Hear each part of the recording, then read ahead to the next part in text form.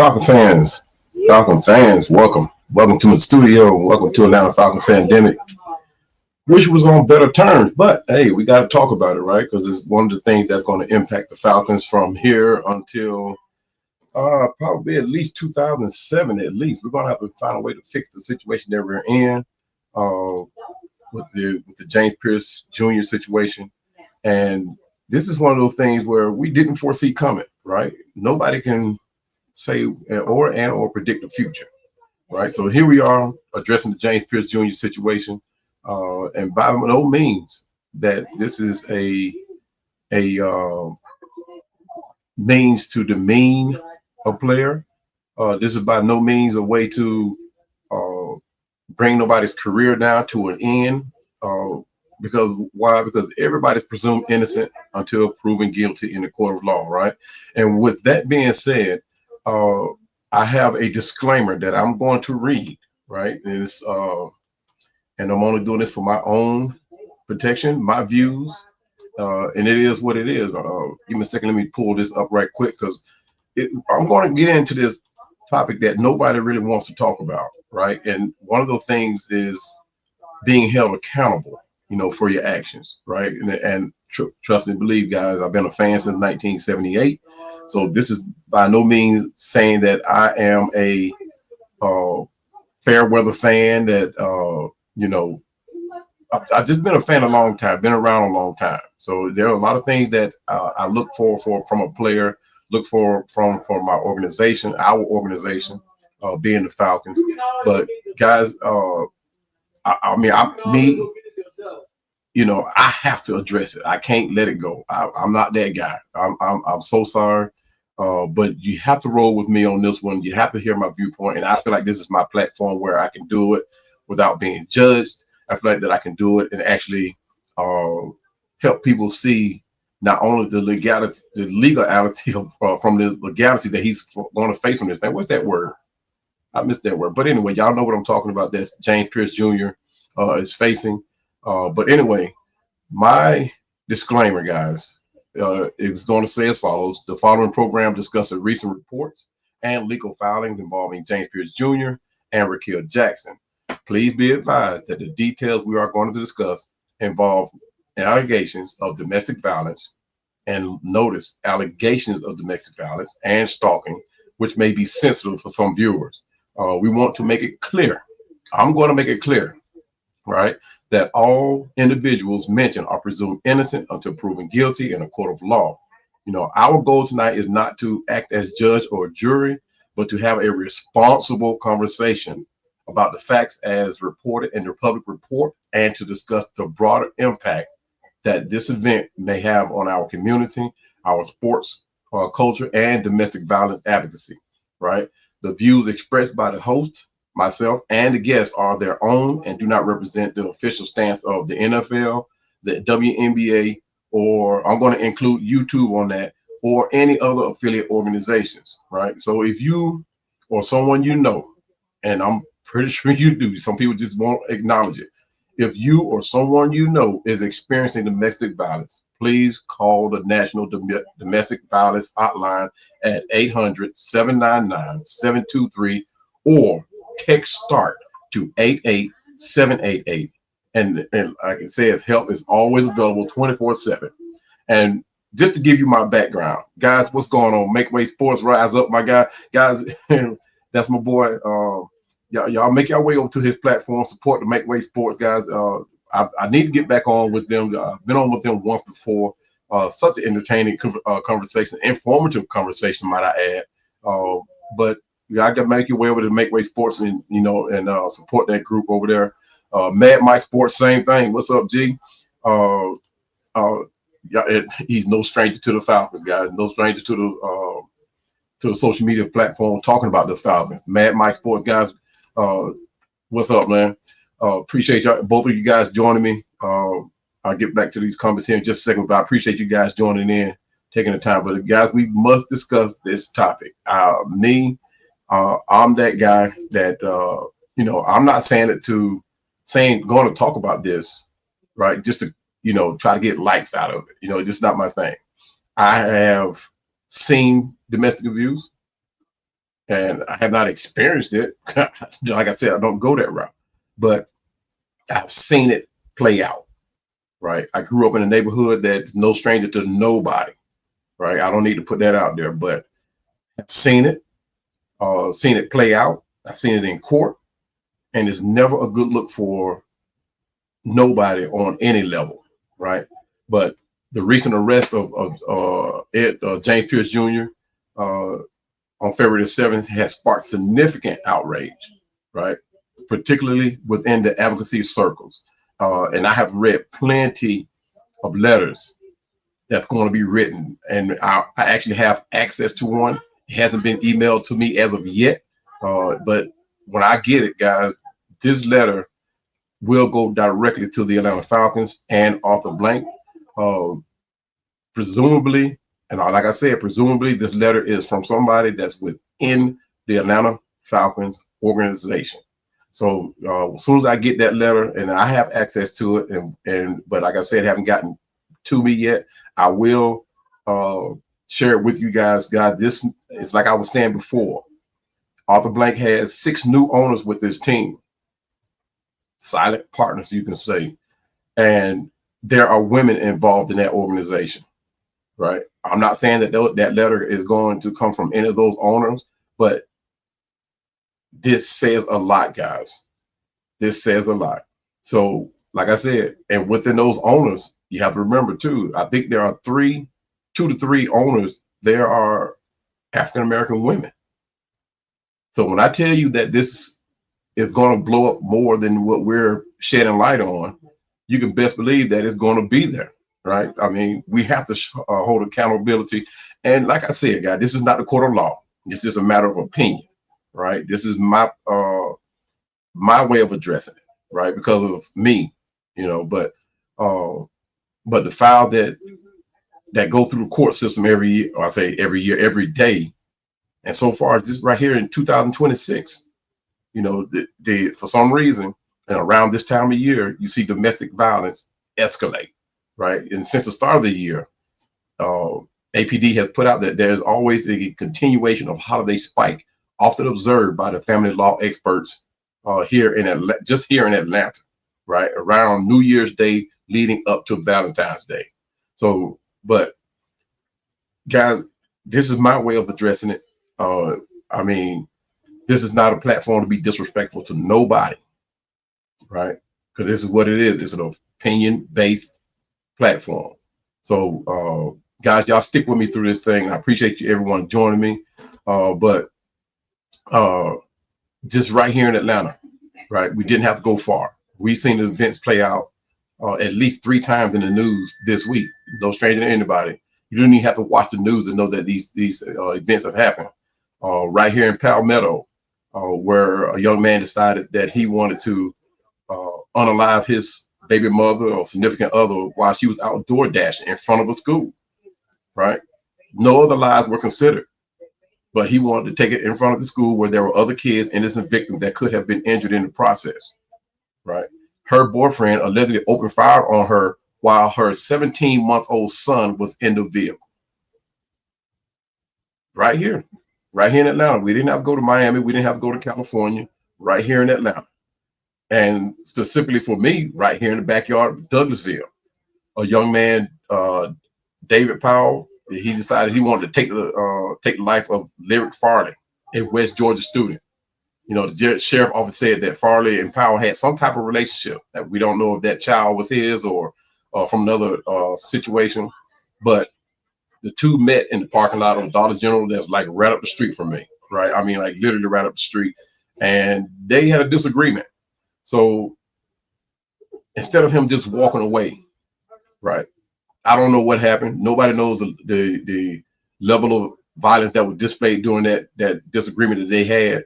But he decided to pull out a weapon and unalive this young lady. And you talking about, and just to point out too, guys, this level of violence that is happening is escalating in an age group that's under 25 years old. We're not talking about people who have experienced life, that have had situations that they had to face coming on. right? We're not talking about these individuals. We're talking about people who haven't yet to start living life and experiencing stressful situations, right? Under 25 years old, the youngest was 14. Domestic violence, guys.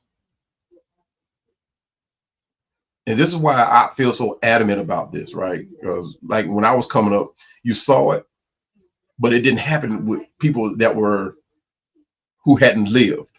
It happened with the older generation. It didn't happen with, now we fought as kids, right? But it was nothing about no domestic violence, right? We saw that, we left that up to the adults. They were the ones that were doing that.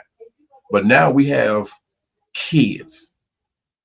Now you can't even say adults, right? You're talking about kids. Even though a couple of these couples had young kids, they weren't even 25 years old. And like I said, this must be addressed. And this is not saying anything about James Pearce Jr. and his situation, but it's something that he's going to have to address. That so I say the courts are going to have to address going into the court. They're going to use past experiences of people who have gone through this. Now, people may say, well, you can't do that. Well, people, you can't tell people how to think. You can't tell people when to think. Because in a court of law, if the judge says, hey, he tells the jury, if this thing goes to jury, on a jury trial, hey, you got to strike that from the comments or you can't consider it. When that jury goes back into the jury room, you can't tell the individual not to rethink that comment. You can't tell the individual not to take that personal, especially when that person has experienced that crime, right?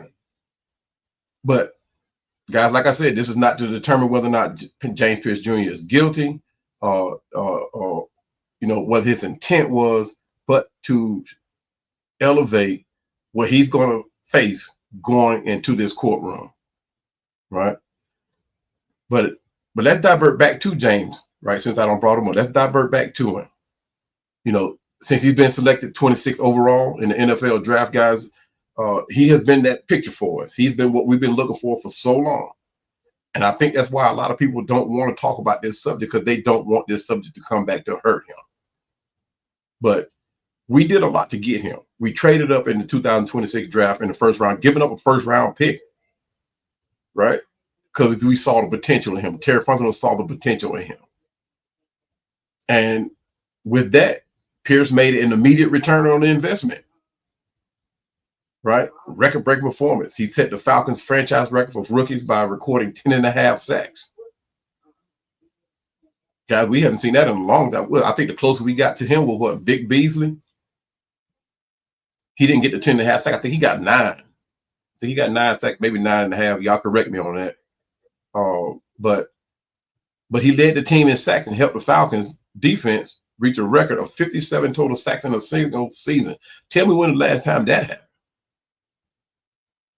Right? But in addition to his sacks, 16 quarterback hits, 10 tackles for loss, and the numerous of tackles. I think it was 103 to be exact. I think that's the number that I had got anyway. But you go even before that, what made us invest into James Pearce Jr.? What made us take that route to invest so heavily in him? Because the truth be told, to trade away your first round draft pick, that is investing heavily, right? But before he even came here, he had all ACC earners, pass productivity 19.5 sacks over 3 seasons, Citrus Bowl MVP, a level of play that we were looking for at the edge rush. That's what we were waiting on. So Terry Fontenot pulled the plug, and he brought him in. He brought him in. So, like I said, he invested heavily, and his future is what we're banking on. This is why we're having this discussion right now. His future, all right? It's in jeopardy. Let's be honest about it. But before I go on, I'm going to address more of these comments. Welcome to. Let me get rid of this. Someone was detected at your front door. Claim there, but keep it real, sports guys. Cowboy, my brother, how you doing, fam? I appreciate you joining me. Dolph, you said you were going to be here, but hey, I appreciate you joining me whatsoever.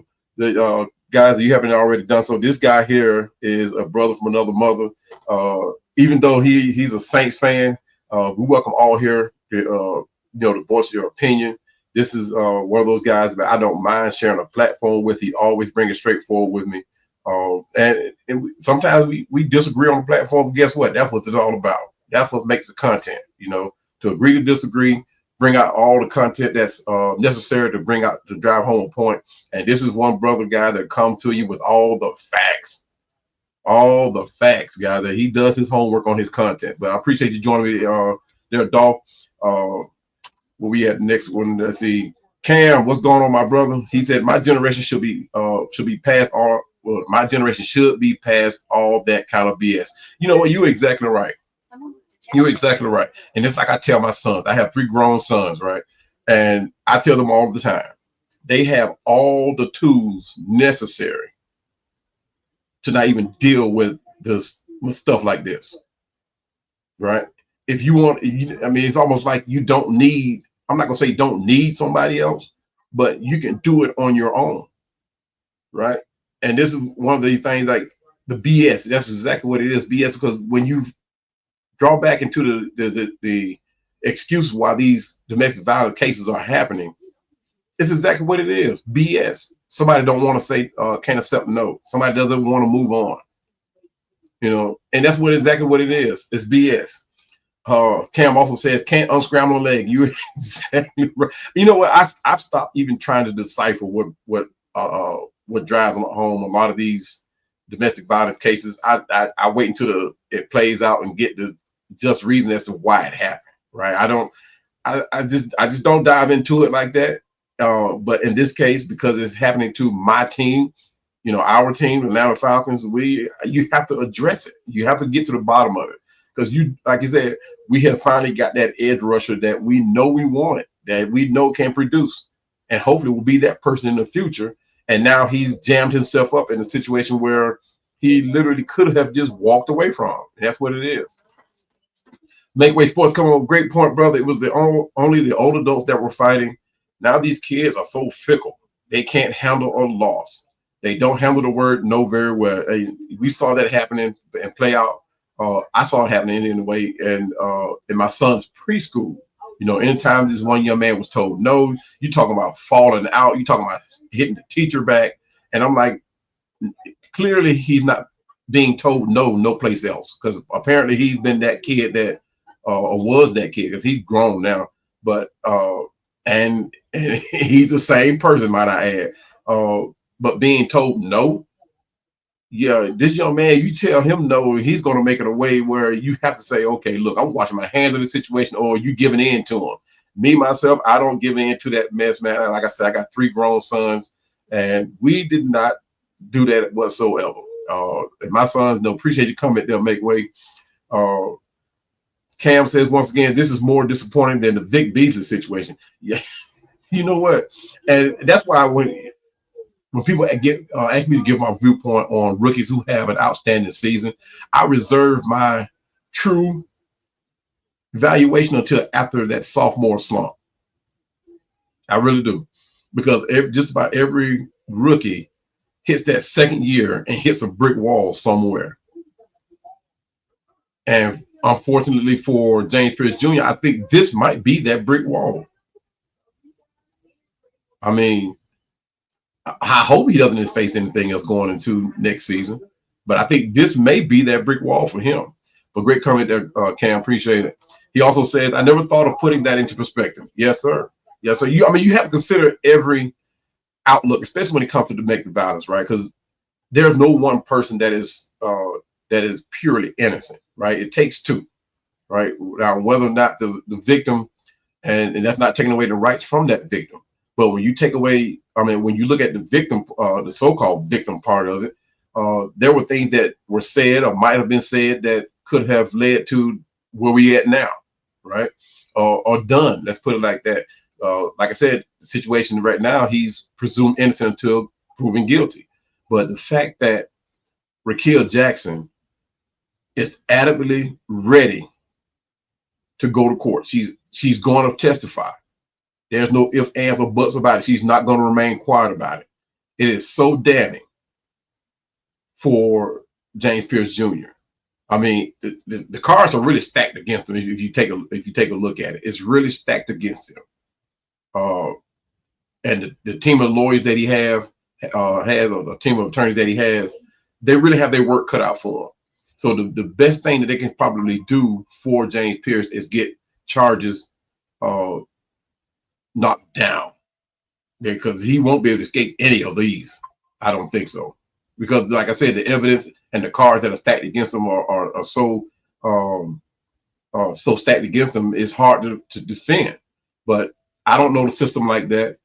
We've seen players, celebrities get out of much worse. And like I said, this is not a way for me to judge and or convict James Pearce Jr. It's just my opinion, and this is the way I'm going to address it. But we'll get into that later, and hopefully that I can shed some light on what his charges and what he's faced with. Oh, here we go. Oh, here we go. What's up, Tom Brady? Hey, look here. I'm not even going to address that. I'll address that one on my next show, the 28-3, man. I mean, it is what it is. You guys got it. But you guys really did beat us. So I'm just going to leave that on the table on that one. Keeping it real, Dolph said, this is a much needed conversation. I only hope that more talks like this take place, not to condemn, but educate and hopefully find a solution. And that's the whole point of this one right here, Dolph. You hit it right on the head. And this is one of those things, guys, too, that it has to be talked about, because it will be talked about, right? Because whatever happened to James Pearce Jr., trust and believe it will be talked about once a decision be made on, or is made on, where he goes after, his court case, after his penalties, right? I mean, it's going to be talked about. But this is going to be, like I said, again, this is my way of addressing it, because of not going to it in just a second. Cam says either he was just ready to throw his career away, or she had something on him that would end his career that he was willing to sacrifice his career over to cover up. Either way, his music to face. And you're exactly right. He's going to have to face the music on this, guys. There's no escaping it. Whether or not there's going to be jail time, it's just a matter of finding out how much time he's going to miss off the field.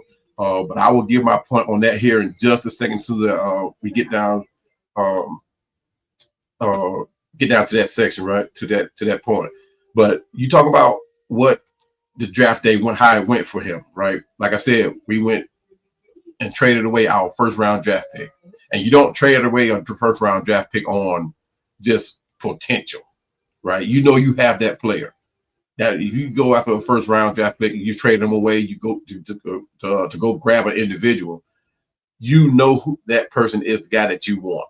And James Pearce Jr. stepped up to the plate. He did that. He brought us the 10.5 sacks, something that we needed, something that we were looking forward to, and we've been crying for that, literally crying for that, for every bit of sense.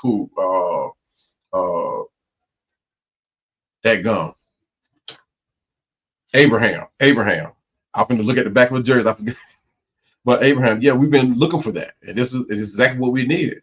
It's just unfortunate that James has fell into this situation that he's going to have to face head on, right? But you talk about what the Falcons is giving up, well, already giving up, and what is giving him, right? We talking about his rookie contract, 18 mil to be exact, 18.8, I think it is to be exact, with his signing bonus. And the thing it is, this money was fully guaranteed. Or was it 16 million? 16, I think, no, whatever. Either way it go, his contract was fully guaranteed, guys. And one thing about, I don't remember the last rookie that came in here with a fully guaranteed contract of that stature. I mean, I don't think Dion came in with that. I don't think so. But you guys remind me, I have to research that. I don't think so. And they had exercised, I mean, obviously they're at this point with a fully guaranteed $16 million contract, a fifth-year option was on the table. They were going to take it. Whether he had a bad year this coming year or not, they're going to take that, because they're looking at the potential and the upside of James Pearce Jr. However, his contract does have an escape clause for the Atlanta Falcons, right? Per standard and just a standard. It's probably in every rookie contract. But any conduct detrimental to the team, such as James Pearce Jr.'s arrest, could void his remaining salary guarantees. And this would allow the Falcons to potentially move on to less dead cap salary damage if the legal situation worsens. So let's just say if he finds a way to pull off a miracle and is only missing a year. And let's just be clear, he's going to miss a year of football, whether it be this year or next year.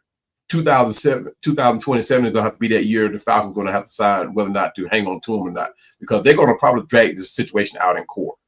I don't think they would probably want a quick trial on this one. I wouldn't want one, you know, but they're going to probably drag this out in court for the better part of next season. And James Pearce Jr. is going to probably be suspended for next season. He's going to probably be suspended. If he does play next season, he definitely will be suspended for the following season, 2027. He definitely will. Now, you look at the financial input outlook on James Pearce Jr. Before his legal troubles, Pearce was set to carry a $3.8 million cap hit for the 2026 season. If the team were to release him today, that would face a $13.7 million dead cap hit, though a suspension would likely lift those numbers significantly, meaning that number will go down if we are to if he is suspended, right? And let's be clear, guys. I mean, there have been worse situations that have happened. There have been worse situations that have. We talk about Ray Carew. There's no need to elaborate on that. Ray Carew. We talking about Ray Rice, Rasheed Rice, Tyreek Hill. I mean, there are other examples of cases where people. I'm not going to say they didn't beat the case, because they were all stipulations as to how they maneuvered and lessened the punishment for the crime, right? So I mean, that's one thing that we have to consider too. So, but the reason I wanted to do this like this, all right, I'm going to step down off this soapbox. I'm going to step down off this Atlanta Falcons soapbox, right? And this is the reason why I really wanted to do this, right? You know, as a son of a strong, beautiful black woman, a husband of a very bodacious wife, a father of 3 grown sons, as a nephew of the greatest aunts in the world, as a godfather of 3 very lovely young ladies, as an uncle of a host of nieces. And last but not least, I had to think about my stance as a grandfather, because now I have my brand new grandchild, my first granddaughter. I looked at her while I was doing one of my content and thought, I thought about her, right? I thought about my niece, my granddaughter. I thought about my nieces. I thought about my mother. I thought about my aunts. I thought about my sisters. And I'm looking at the details of what transpired in Florida between James Pearce and Rickea Jackson.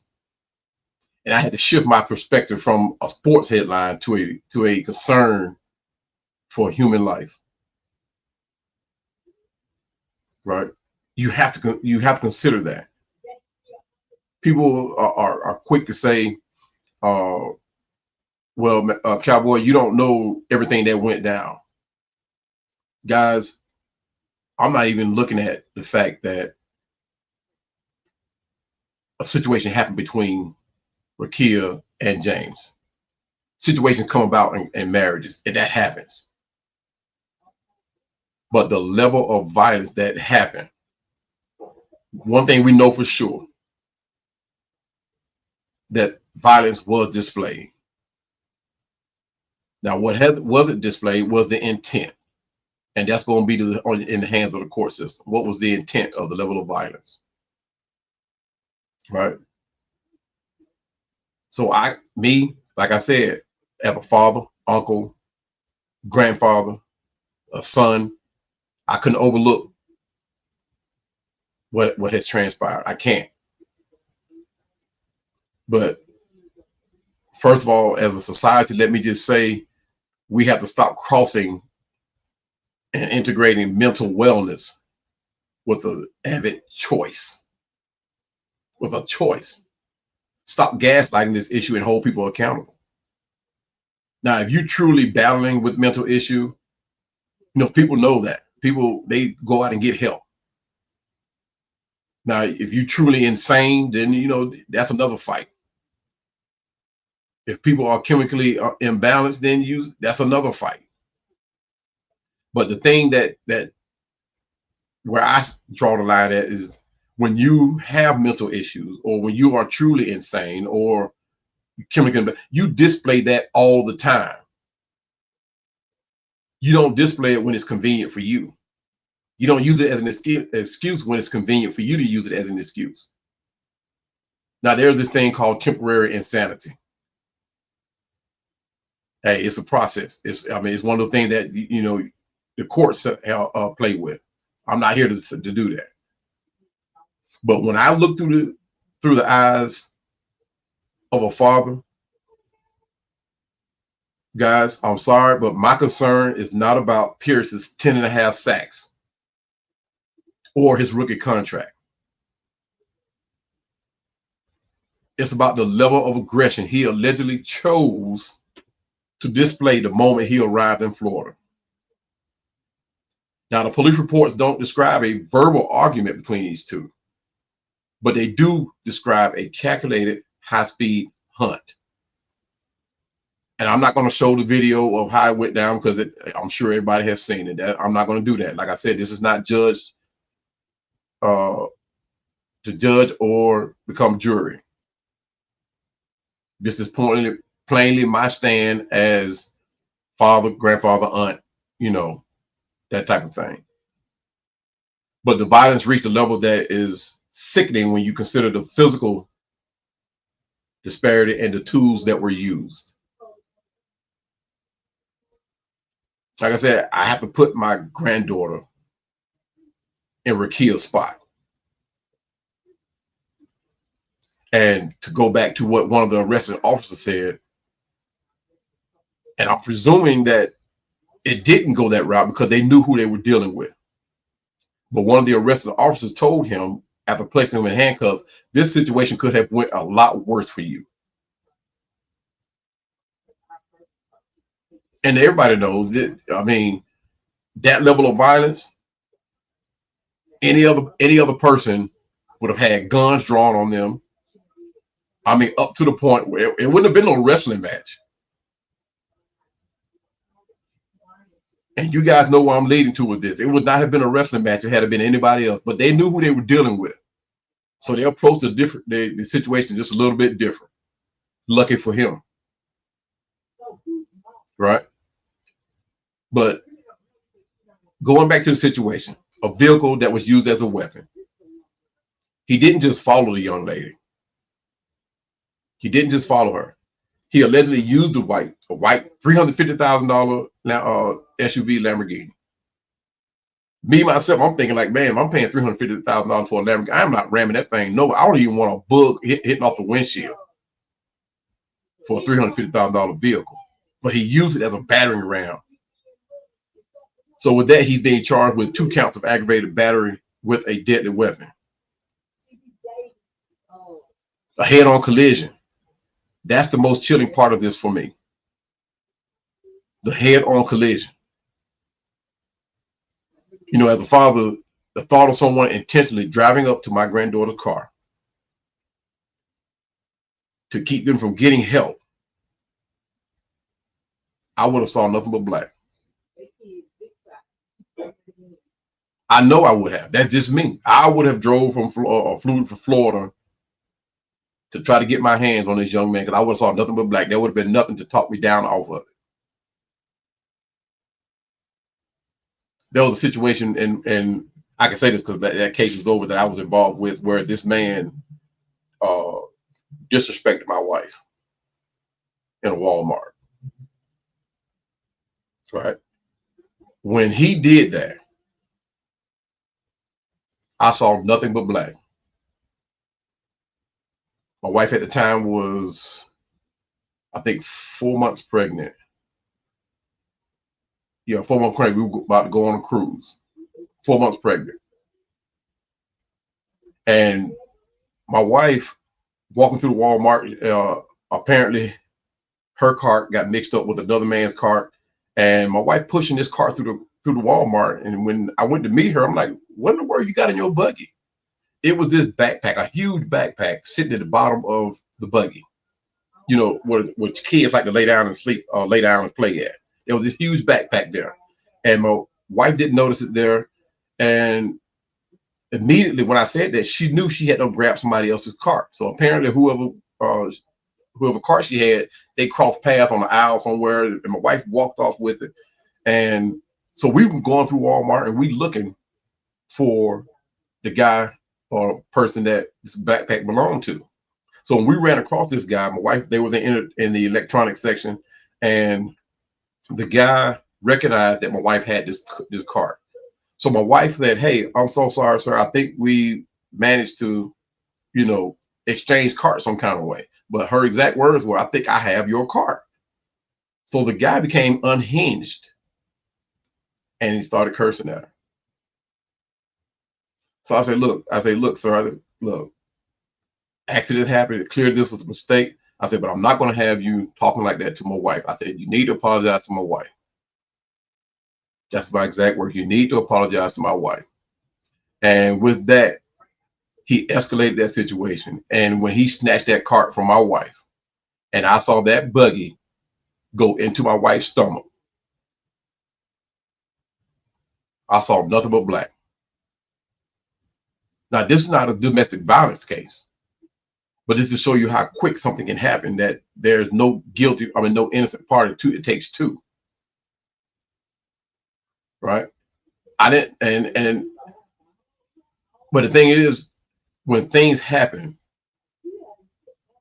leading up to a violent altercation like that one, there are two things that can happen. You know, one thing that either the second party becomes physical, or the second party said or did something that aided the first person, not giving it an excuse, aided the first person to become unhinged.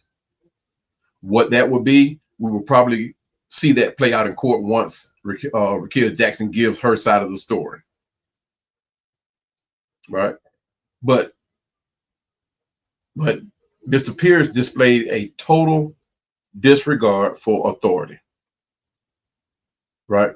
Because I did not get off that young man until I heard my wife's voice saying, "You're going to kill him. You're going to kill him." And she was pulling him on my arm. But while I was hitting that young man, I didn't see nothing but black. Now, that's not my level of aggression. That's not my demeanor. Right? But that's just the level that I took it to, because of the way that he came into the situation. Now, I'm saying that to say this: I don't know if Rickea Jackson did anything prior to James Pearce getting there, something that may have happened in the past, because like they've been together for 3 years. So we don't know everything that led up to that violent altercation. Right? There are a lot of things that's going to come out that we don't know about, probably. Then it could be just James not being able to accept no. Right? But the whole point of my story was there are always two sides to every story. Right? One contributes to the next, the other one contributes back to the other in a response. Right? What did Rickea Jackson warrant the response from James Pearce Jr.? Who knows? But like I said, in a relationship, in a marriage, things happen. But once you realize what's at stake,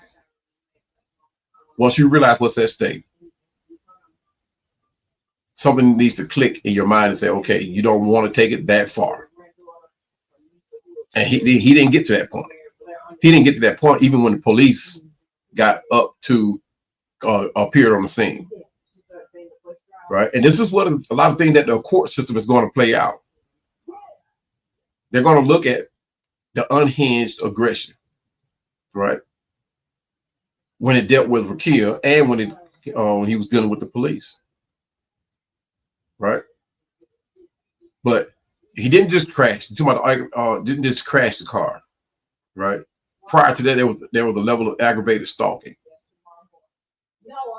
right? There were several attempts where Rickea said she blocked him, told him in several texts, "Don't contact her." She didn't want nothing to do with him. So from from any perspectives, rather, this isn't passion. I mean, what James is doing is not showing passion. This is not a fight for love. This is not a show or respect of love,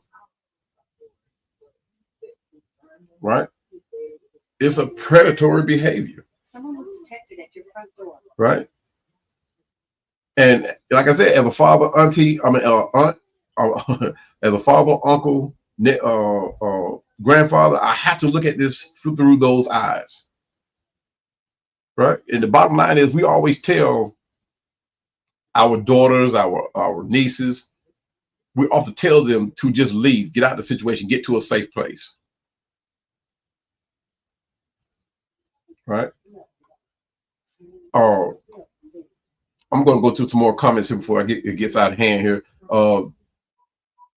Dolph said, this is a much needed conversation. I only hope that more talks like this take place, not to condemn or however read it. Sorry about that. Let me get down to where I stopped there. Here we go, Dolph. It said, I know it's an early in the legal process, but from a team perspective, have you heard or do you anticipate team looking to void his contract as well for money back to conduct detrimental to the for conduct detrimental to the team? To be honest with you, Dolph, I do look for it.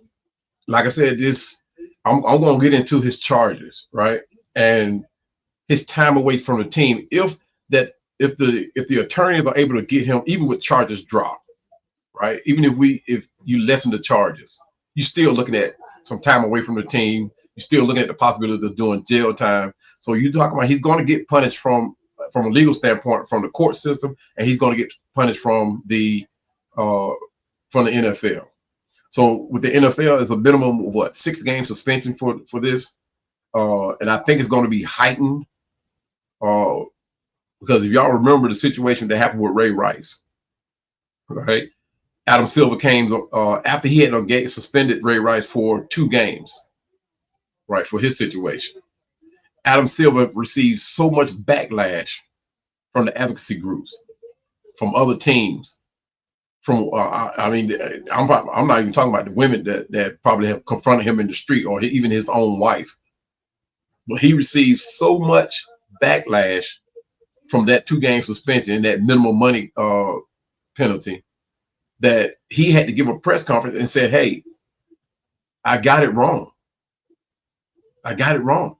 And matter of fact, let me show you exactly. Let's see.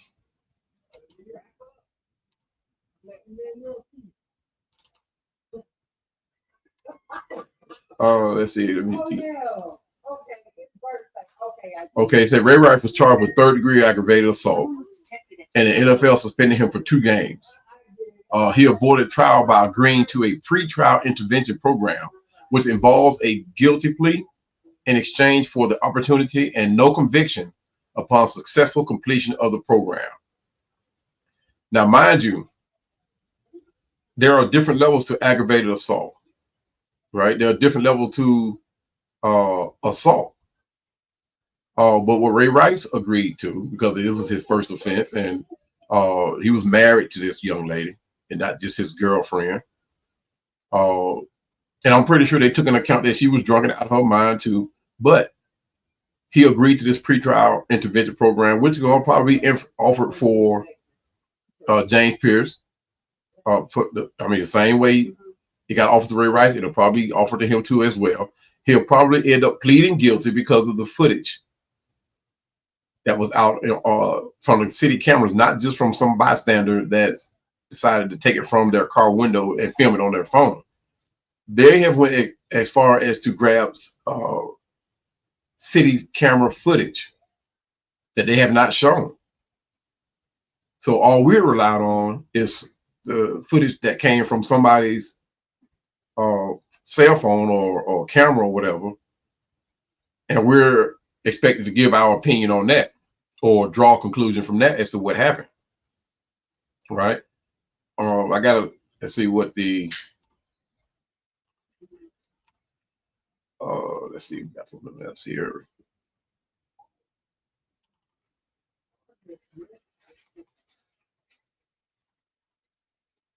Let's go back.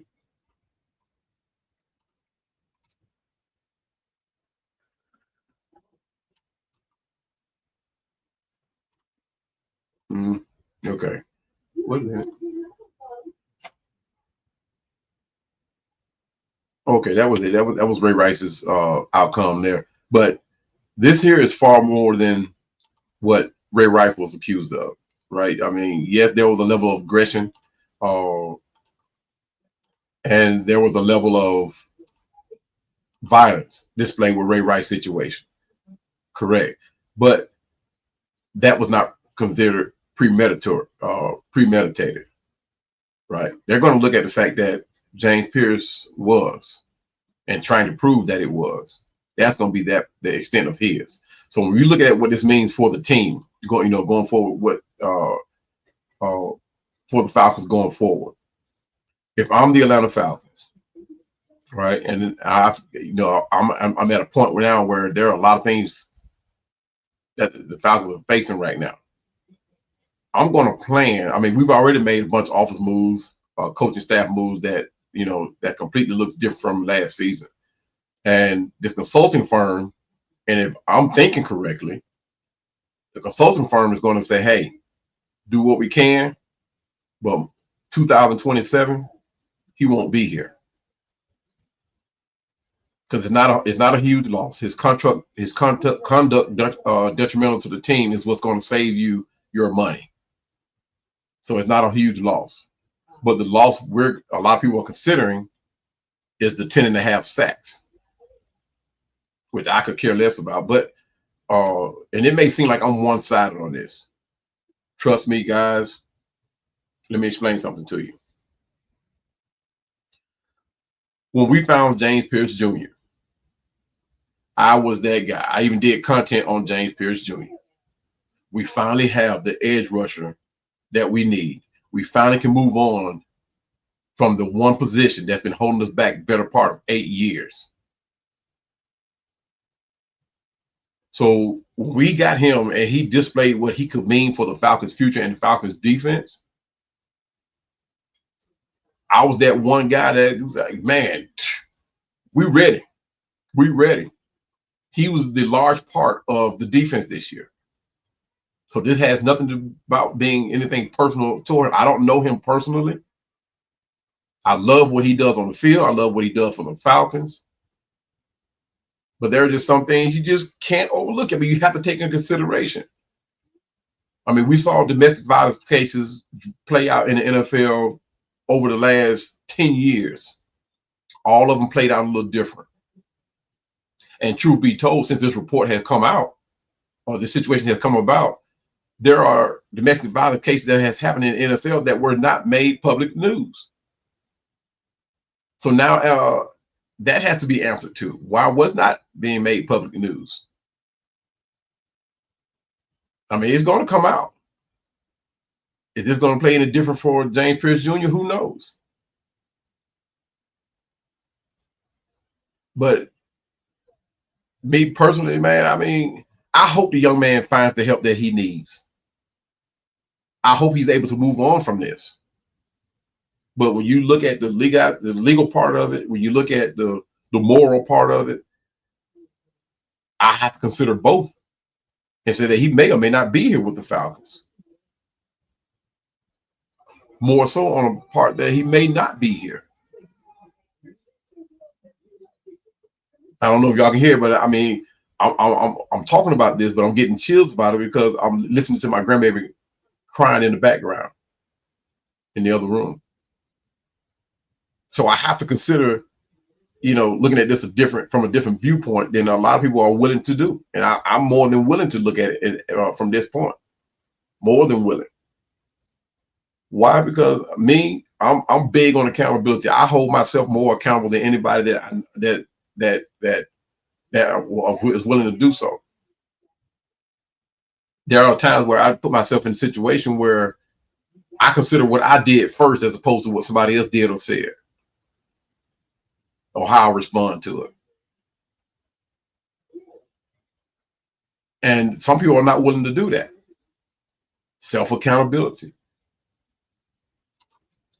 Cam says, I've already seen people wanting to trade Pearce to Raiders for Max Crosby. I take that. I take a person that's,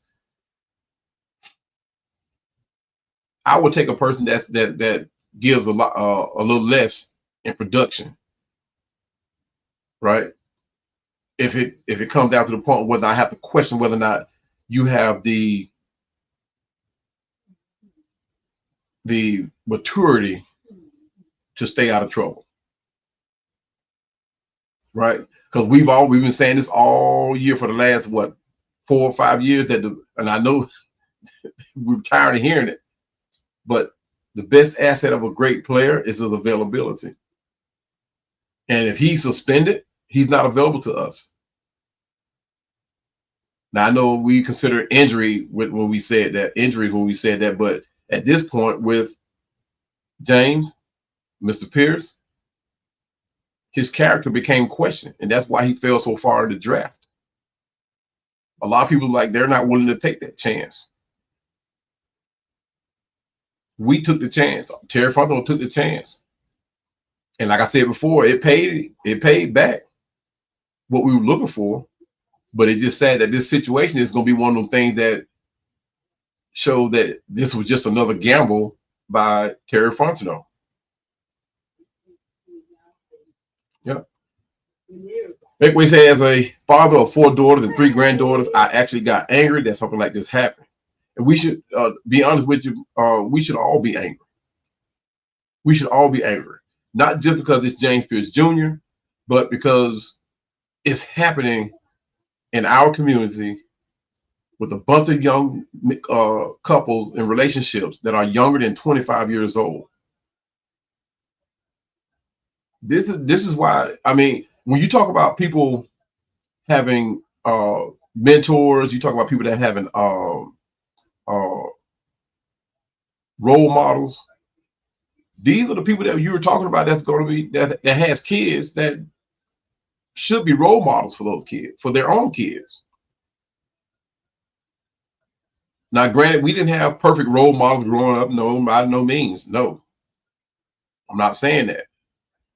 But a child's first role model, when he opens his eyes, is going to be his parents. And these parents exhuming this type of level of violence and domestic violence, first thing that they see is that it's going to become a norm, or it may be a norm. Like in the neighborhood where I came up at, and there was a lot of love shown, but it was shown in a different way, right? And we came up at a time where we fought, but tomorrow we back on the basketball court, we back on the football field, back on the baseball field, or we back out shooting marbles or whatever. We back at it. But in James Pearce's situation, it was the level of aggression. Yet I'm not going to say that every situation played out like that in my neighborhood, right? There was a level of violence that was none like any other, right? And it was one of those neighborhoods. And truth be told, we were probably top 5 in, I'm not going to say the category. Yeah, but those who know me, they know me, right? They know what neighborhood I'm talking about. But at the same time, there were a lot of great times that happened in that neighborhood too that a lot of people don't want to talk about, don't like to talk about. When they talk about my neighborhood, the first thing they want to talk about is the violence that happened in my neighborhood. But there were a lot of great times. There were a lot of great friends that were made, friendships that were made in that neighborhood, right? But domestic violence is what it is, guys. You let those people, the people who that that face that level of violence, they dealt with it or they moved on. And that's not what's happening today. We, like you say, we should be mad. We should be angry. We shouldn't be, because of a player's ability, turn a blind eye to it.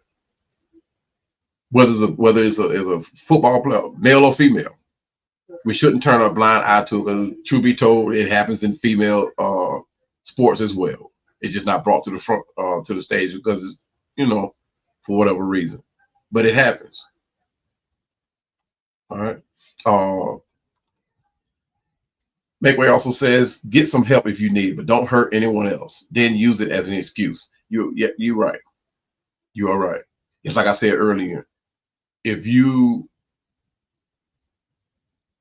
are mentally imbalanced, or your mental wellness is not intact, then you display that all the time. You don't use it when things like this happen, and you use it as an excuse. Now, love has a way of doing things too. I'm only going to speak on a man's standpoint, right? But love has a way, for some reason, and we all know why, but love has a way of drawing men into these type of situations when they're not mature, right? Some of us are very well and good in saying, hey, okay, I'm moving on, because there are a lot more fish in the sea. I'm going to say in the freezer. But there are a lot more fish in the sea. I don't want to take that ride. To me, it's not worth it. Now, I know they had a three-year relationship. Their feelings have grown in, and truly, James may have been more dialed in than Rickea. But like I said, we don't know what happened in that 3-year relationship. Rickea, I mean, I'm wondering what type of time they were able to spend together. Right? I mean, I'm pretty sure they found some time together, but people grow apart. People do grow apart. But you weren't married to her. She said she didn't want to deal with you anymore. That should have been the end of it. Speculatively, that should have been the end of it. All right. Cam said the intent is the difference. Yes, sir. Yes, sir. And the premeditation is what he said. He also goes on to say, even if he did come back, would you even trust him to hold up his production, ethics aside? Like I said before, Cam, I always wait and judge a player after their second year, because just like a previous player that we had, Vic Beasley, came out, had a phenomenal year. The following season, he couldn't come back and show, what type of person that he was or is or could have been. Because I always wait to that second year. I always look at that second year. There is a such thing called that sophomore slump.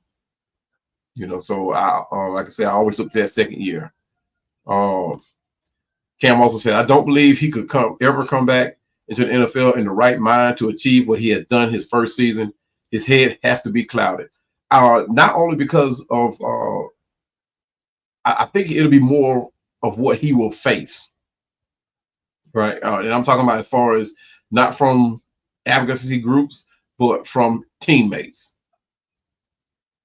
Because just like myself, Makeway Sports, Cam, I don't know if you have any kids or whatever, but just like any other father,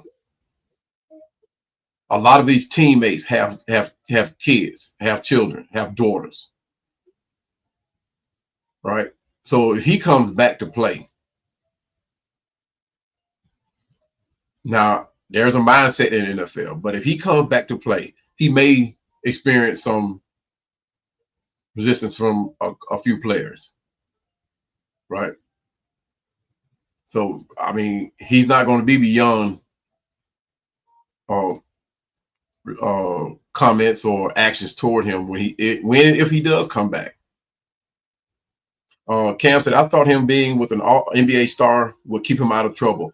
You would think.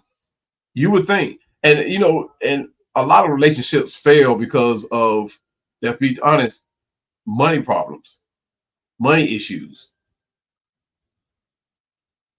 You know, these two, and let's look at it and call it what it is. These two look great together.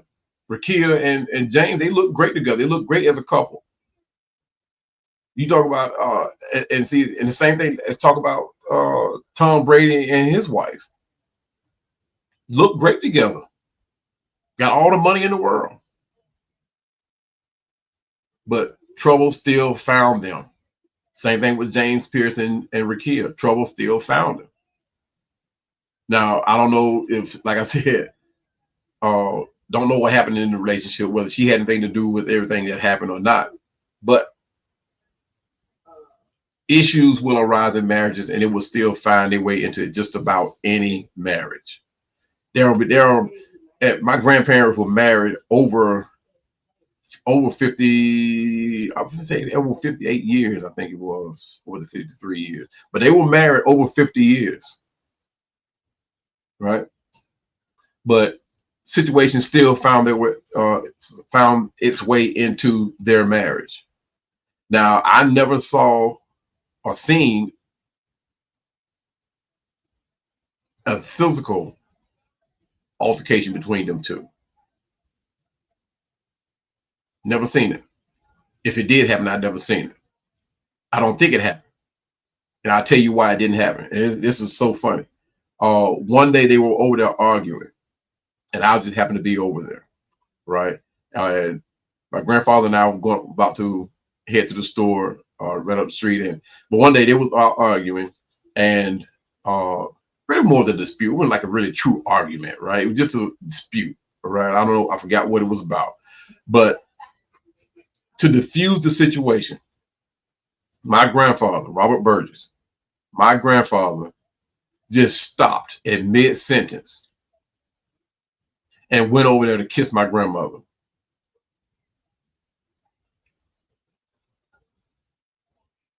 You talk about a level of love that was shown. He kissed her, and she she blushed so big. I mean, that she had, like me, I got these big cheekbones, right? She had the same thing, big cheekbones. And when she blushed, and she kind of gave a little prayerful, go ahead, Robert, go ahead, quit playing. But it's how you respond to situations when they do enter your marriage. That's the level of love, guys. It should keep you out of trouble, respectfully. It should, because you know what's at stake, what you stand to lose.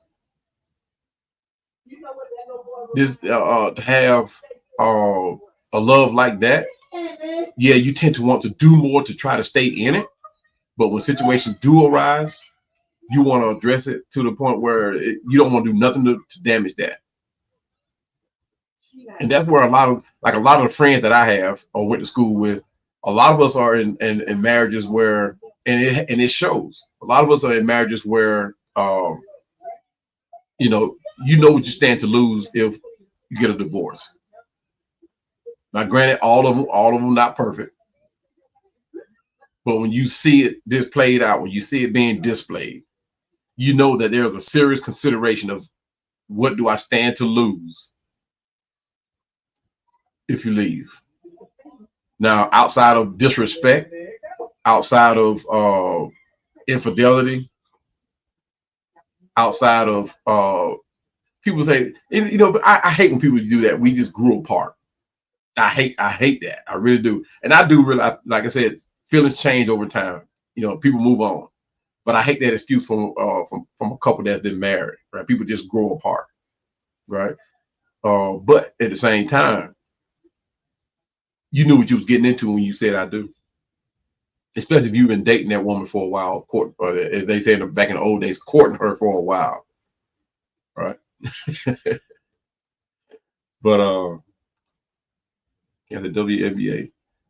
Yeah, it does happen in WNBA, and it has shown in WNBA. It just doesn't go to the level of what or in the media rather, to the level of what James Pearce Jr. did, because it has played out. I mean, it has happened. We've read the stories. I didn't do the research on it. I should have included that it does happen in the WNBA, but and I'm gonna go with my personal reason as to why it doesn't play out like that in the WNBA, because the media don't want to receive the I told you so's. They don't want to receive that. And that's why it's not highlighted in the WNBA. Now we saw, I'm not going to talk. I'm not going to talk about that. But anyway, Cam said maybe he should have got with a gold digger. And you know what? Maybe, because I don't think the level of violence would have got to this point, because he would have. I think he would have known or realized that that's what he has is a gold digger. I don't know. Not even just teammates, opponents. You're exactly right. People are going to come for his head, which they're going to do anyway because of the level of sports that they're playing. But they're going to do it anyway. Some teams they will make their point to go out and maybe try to hurt you because of this. All right, we've seen things happen. Remember what happened with the Saints with the bounty. People will make a reason for it to come at you for whatever reason.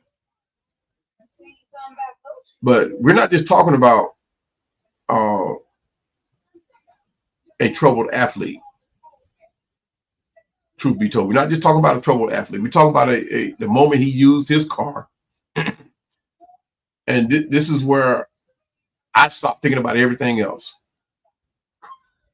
The moment he took his car, rammed it once. The moment he took his car, the moment that he took the time to put his car in reverse and rammed her head on. Again, this is where I stopped thinking about everything else that happened leading up to this point. But we're not talking about just a troubled athlete. We're talking about a survivor who is lucky to be alive.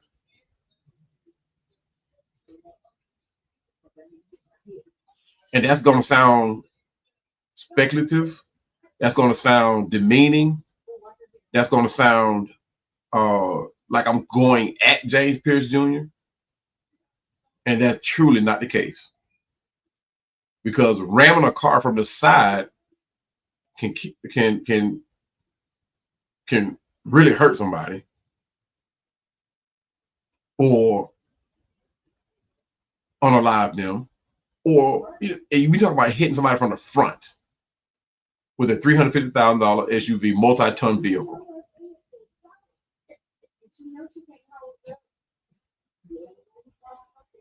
That's just, that's my viewpoint as a father, as a grandfather, as an uncle, as a godfather. Most of which is our nieces and nephews. And I got three, like I said, I got three sons.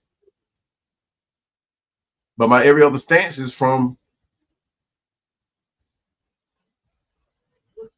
niece,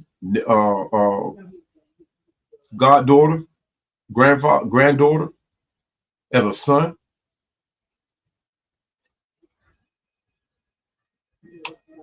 Jerome says, what's going on, Jerome? Appreciate you joining me, brother. He said, nobody's going to bounty or come after him. Pro athletes mind their business, and more importantly, a man is not going to fly from Cali to Florida over a breakout.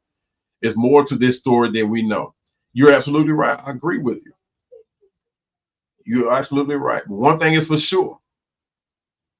That part where you put in, he flew from Cali to Florida, that he had every moment in the world to rethink what he's about to do. Trust me, guys, all these points that we're not really talking about are what's going to get played out in court. That moment he got that text, matter of fact, that first text he got they're going to start right there. Because I'm pretty sure they had a verbal discussion before he got that text. But when he got that text and he decided to get on a plane, make that 4.5, 5 hour flight to Florida, he had a 4 hour, at least 4 hours, 4.5 hours to calm down, to rethink what he's about to do.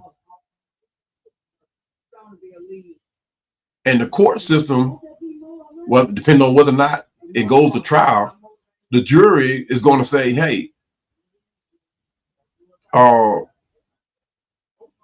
that is actually show premeditated actions. I've seen it play out. They're actually going to consider every step that could have prevented up until the point where he was taken to the ground by 6 police officers. And one thing about Florida, when he got that bond, let me put this out there. When he got that bond, because I knew he was going to get one. But when he got it, that tells me that what they call it, a celebrity stance is being considered. But when he was in court for that bond, that judge sat up on that bench and she said, I don't care about what he did on the field. I could care about who he is. I'm only considering the actions of this young man, Mr. Pearce. She said, I don't know Mr. Pearce, but I'm only considering what's at stake.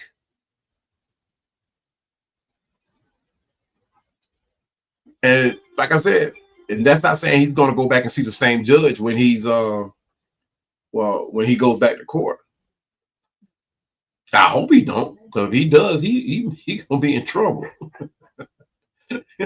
He's gonna be in trouble. And it's not a laughing matter, to be honest with you, but you see it all the time. People talk about going to court and not facing the same judge that actually released them out on bond or put them on probation or whatever. You hear it all the time. I work with a team of guys, man, and that's, one guy went to court the other day. And one of the things he said was like, man, I hope I don't go back to see this certain judge. And I'm like, I mean, it is what it is. It is what it is. I work with a bunch of young guys, man, and the level of conversation with these guys when it comes to something that they're going to be held accountable for, or it's just baffling, guys. I mean, to be honest with you, I'm a whole generation older than the guys that work that I work with, and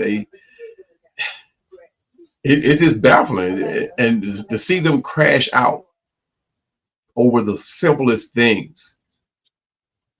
The simplest thing, they crash out,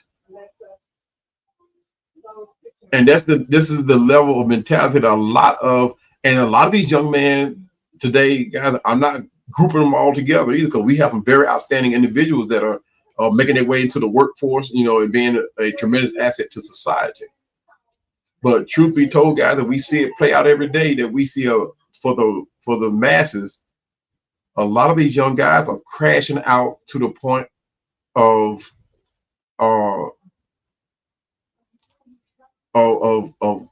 legal trouble, right? And it'd be over menial things. That's the part that gets me. It'd be over menial things. And and just to show you how menial, right? We have every day I have to print out the workload for the shift, right? And it comes out on 2 sheets of paper. One guy crashed out so much he was crying about it being on 2 sheets of paper and not one. And I'm not talking about he just asked questions. I mean, he crashed out. to the point where it ended up in the office as to why it can't get put on one sheet of paper. Like he has to pay for it. I don't get it. They don't want to get held accountable, and they don't want to do. They want to do what they want to do. They don't want to be told no about anything. I don't care what it is. And it's just sad to see a lot of these young men growing up. I'm not gonna say grow up because they haven't got there yet. Growing up into what we think might not be a very good thing for them because of the way they respond to certain situations. I don't get it. That's like my sons. My oldest is 31 years old. My oldest is 31. And I still father to them like you know, I still give my input. Let's put like I am still in their life. They might not like what I say, but they have to consider it because they know dad is going to always be dad. Dad is going to always be the father. I'm always father first. It's not to browbeat them by no means. But one thing you realize as a parent, you may let your kids go to the street, but you never stop parenting. You may let them become their own people, but you never stop parenting. You stay involved with your children's lives. I say children because they're still children to us because they're ours. Obviously, they're grown, but you have to give your input. You have to continue to be their parent. And it's not coming from a point of demeaning, but when you see something being played out and it's heading into a direction, you can't just sit back and watch. A lot of people would like to say, well, it's a life lesson they have to learn. Everything is not a life learning lesson, have to be learned in life. You can be that parent. Don't be afraid to be that parent. And it's like I told my middle son that I would rather go to my grave with you hating me than me sitting back and watching you destroy your life or do something that's detrimental to your life or take away your freedom.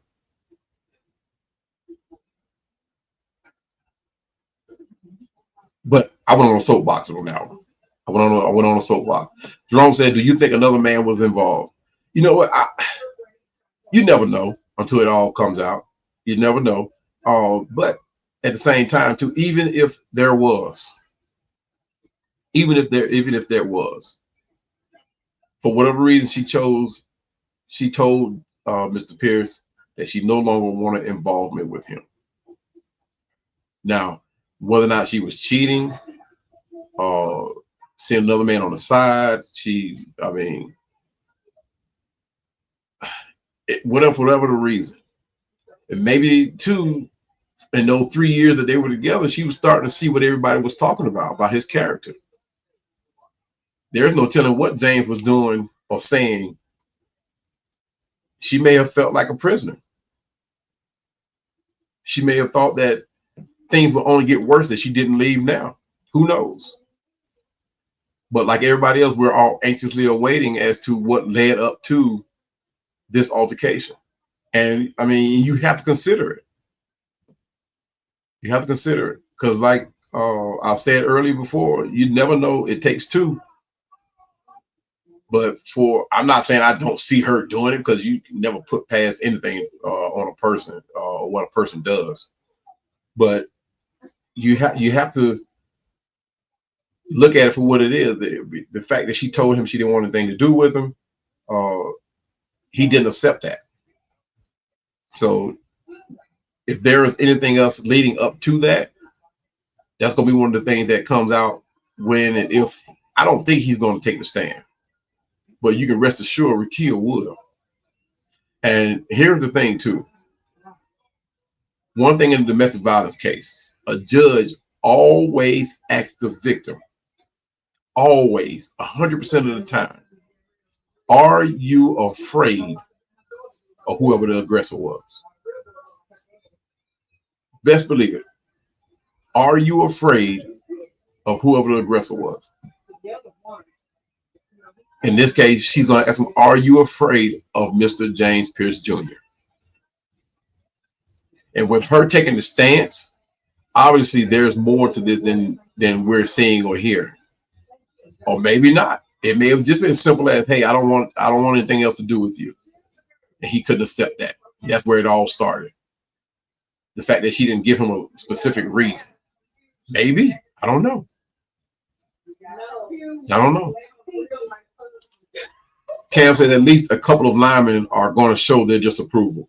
You know, and when I said that, Cam, that was like really my opinion about somebody in the NFL or other players in the NFL taking offense to him being on the football field, knowing what he did.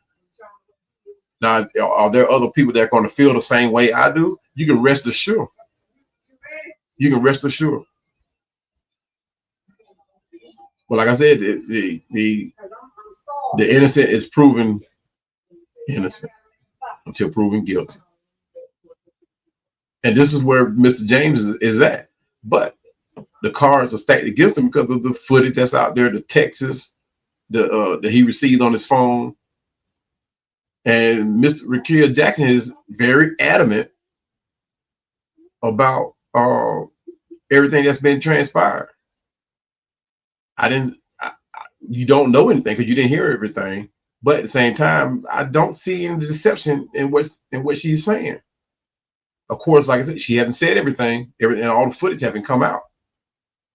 Now, whether there's something that happened, like you said, with another man being involved, or another altercation that happened between Rickea, another guy, and James Pearce Jr., you don't know. It'll come out. But either way, the only thing that they're going to really, really dive into, because even if she was out there cheating, they are not married. Even though they've been together for 3 years, they're not married. But the only thing that they're going to really dive into is that the moment he left California to his arrest. The things that led up to it is either going to help James or it's going to really, really hurt James. Because it is just the fact that she said no more. He's going to need all the help that he can get. Jerome also said they said his two lawyers have a good working relationship with that judge. Not saying it's going to help him, but time will tell. I'll agree. However, like you said, it's a good working relationship, right? And the one thing that a lot of people are not considering is that this is a domestic violence case in Florida. Dade County. I'm from Florida. I'm from Dade County. Now, you're out more to get away with a drug charge than get away with a domestic violence case in Florida. You're going to pay in some form or fashion. Unless you drug trafficking or whatever, then yeah, that's something different. But a good working relationship, I mean, that's not saying that all the cases that they did together with that judge was domestic violence related. But we're going to see how well that relationship, the fact that he got that bond shows that there is a good working relationship, right? And people are saying, well, why you didn't think that he'll get a bond? Guys, it's 5 felonies with a fleeting and eluding. You don't get a bond in Florida with that. But he has the money, he has the attorneys, and like Jerome just said, those attorneys have a good working relationship with that judge.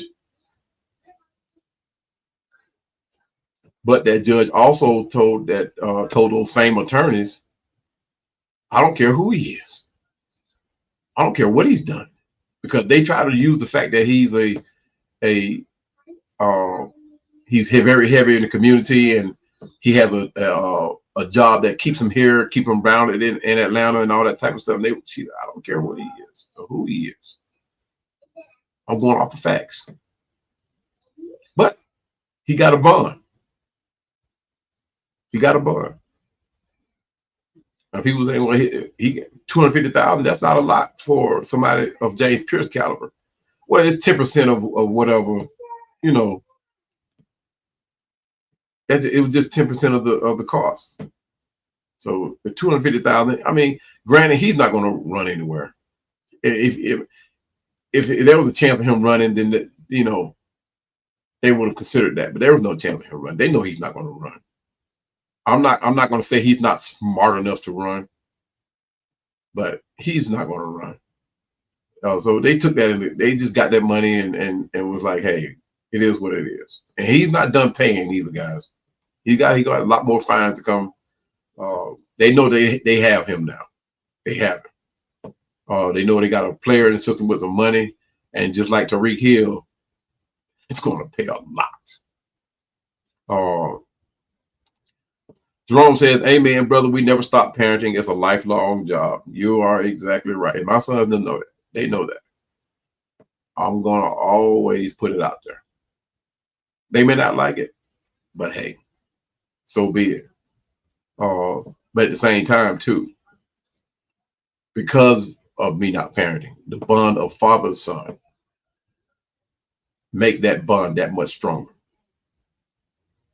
They know I'm not going to BS with them. They know I'm going to tell them what they need to hear. I'm not going to tickle their ears, telling them what they want to hear. I'm shooting straight forward from the hip. There is no, well, if you, no, sir. No, sir. Straight from the hip, about as forward as I can get. There's no sugarcoating it. Jerome also said, I'm praying for him. If Big Ben can do what he did and get away with it, I think Pearce can be okay. I'm sure he's going to get a suspension from the league. Yes, I agree. He will be suspended. However, the difference between Big Ben, right? The young lady involved, there was a lot of money paid out. There was a lot of money played out, right? And the fact that the court system minimized that showed that these athletes with a bunch of money can be reckoned with, right? So, and that's not saying that payout to that young lady was all that he was paying. There was a lot more money being paid out. I guarantee it, for him to get out of that. And he really didn't get out of it because he still had, like I said, there's a lot of money got paid by Big Ben. And then, of course, he didn't have a bad working relationship with his team and the league, right? And I'm saying that to say this. James came in with character issues, right? He didn't come to the team free and clear either. There were 2 altercations between him and other teammates on the football field, on the practice field, right? Now, and I'm gonna say this, not just to continue bashing Jerome,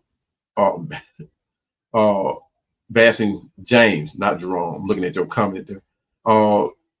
Not to continue bashing James, but these are things that the court system are going to look at. They're going to look at. They're going to look all the way past before he even came into the league, past Tennessee. Because now you're seeing all of James Pearce classmates from high school getting on social media, bringing out the fact that this was he was always this type of guy. You've seen his classmates say this. And guys, it's not me. But these are things that people will bring out in court. You're going to see the advocacy groups, domestic violence advocacy groups, go back that far and say, hey, this is a trend. It's not just with him in the NFL. One of the teammates from Tennessee came out and said the time that he missed from Tennessee wasn't because he was injured. It was because of situations like this. So there are a lot of things that you have to like really consider. Now, I hate the fact that we have to move on from him. And I hate the fact that he has brought himself into this situation like this. But you have to consider the level of aggression, the level of violence that was displayed to this young lady. Let's do it like this. Let's just say she is guilty. Let's just say she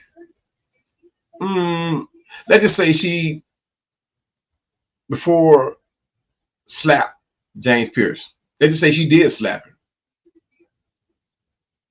Let's just say she did come after him with a knife or a gun previously, because it didn't happen before this incident from him being at a award show in Florida.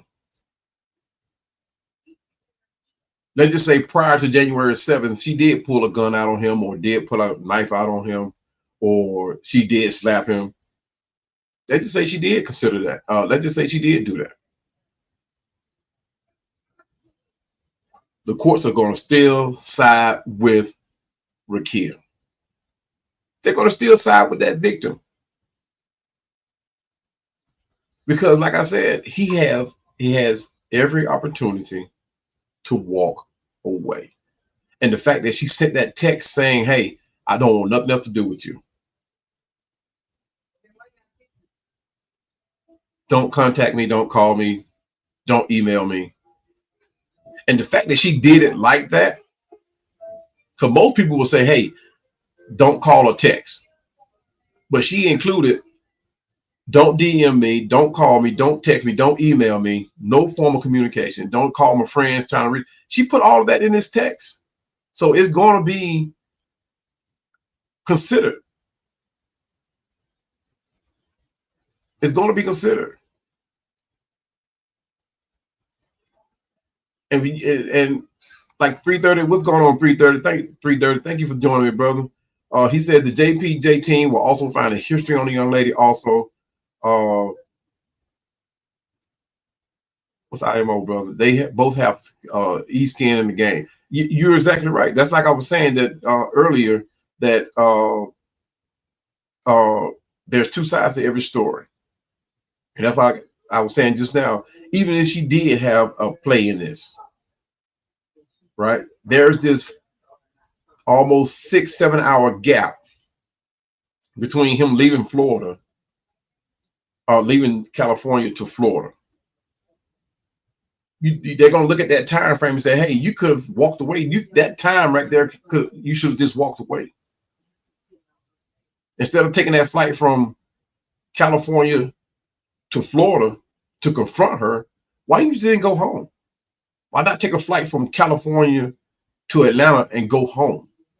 Walk away from the situation. Now, that's easier said than done, because we know, like I said earlier, love has this way of keeping us in situations or wanting us in situations that we don't need to be in. That's normal. But when it gets to this level, when it gets to this point, and clearly he was more dialed into having this relationship with Mr. Rickea than she was, and to dialed into having a relationship with him. Apparently she had enough. And something, like you said, 330, I must agree, something happened before. I mean, something happened prior to this history that may have had a lot to say, had a lot to do with James Pearce Jr. reacting this way. And like I said, this is gonna be one of these things that the judge and the NFL just can't downplay, right? When you talk about the charges. And I mean, I'm going to share something with you guys again, right? And let's take a look at this. Let's see, where is that? There it is. And I want all of us to take a look at this together. Let me take this comment down. Thank you for your comment there, 330.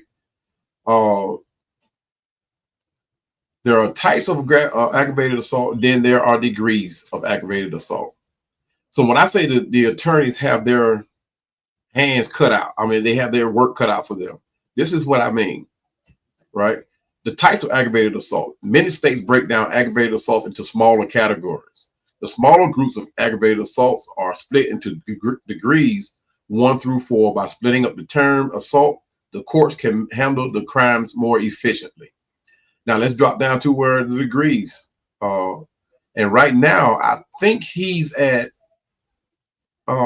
first degree, I think, if I'm not mistaken. Because first degree states, well, let's start with the fourth degree. Fourth degree states that aggravated assault is merely threats or causing someone to fear of harm. Right? Third degree is aggravated assault of the third degree are for people who attempt to cause another person less severe harm. Men and women involved in fights often receive a third degree aggravated assault. There was no fight here, right? It was all one-sided from what we know, from what we speculate. James Pearce Jr. arrives in Florida. She comes out of the house and she sees, and she starts driving. She sees Jerome following, Jerome, I need to take a comment. Sees James following her, knows what she's about to be confronted with, and tries to drive to the police station. And maybe she's feeling that way because she knows that the extent of what she did can lead to, can warrant James Pearce Jr. to react the way he's about to react or did react. Right? But second degree, when a person attacks someone without planning the attack, it is considered a second degree aggravated assault. Now, this is the thing, whether he's going to be charged with first or second. And this is what I was talking about, that premeditated. Second degree, when a person attacks someone without planning the attack. Without planning. So did he or did he not?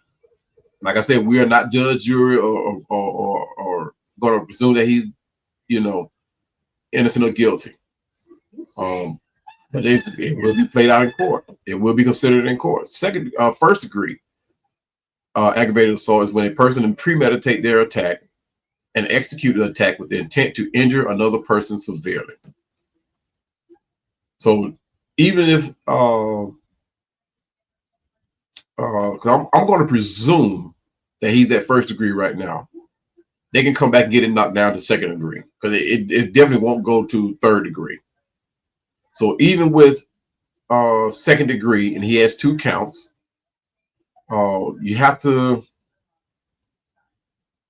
where is it? I had the list of what the charges would be and the penalty. I'm not sure if do I have that? But anyway, there's a significant drop in punishment between first and second degree. So whether or not his team can get it dropped down but it's not that much difference. It's not that much difference. Let me see if I still have this thing. I should still have it.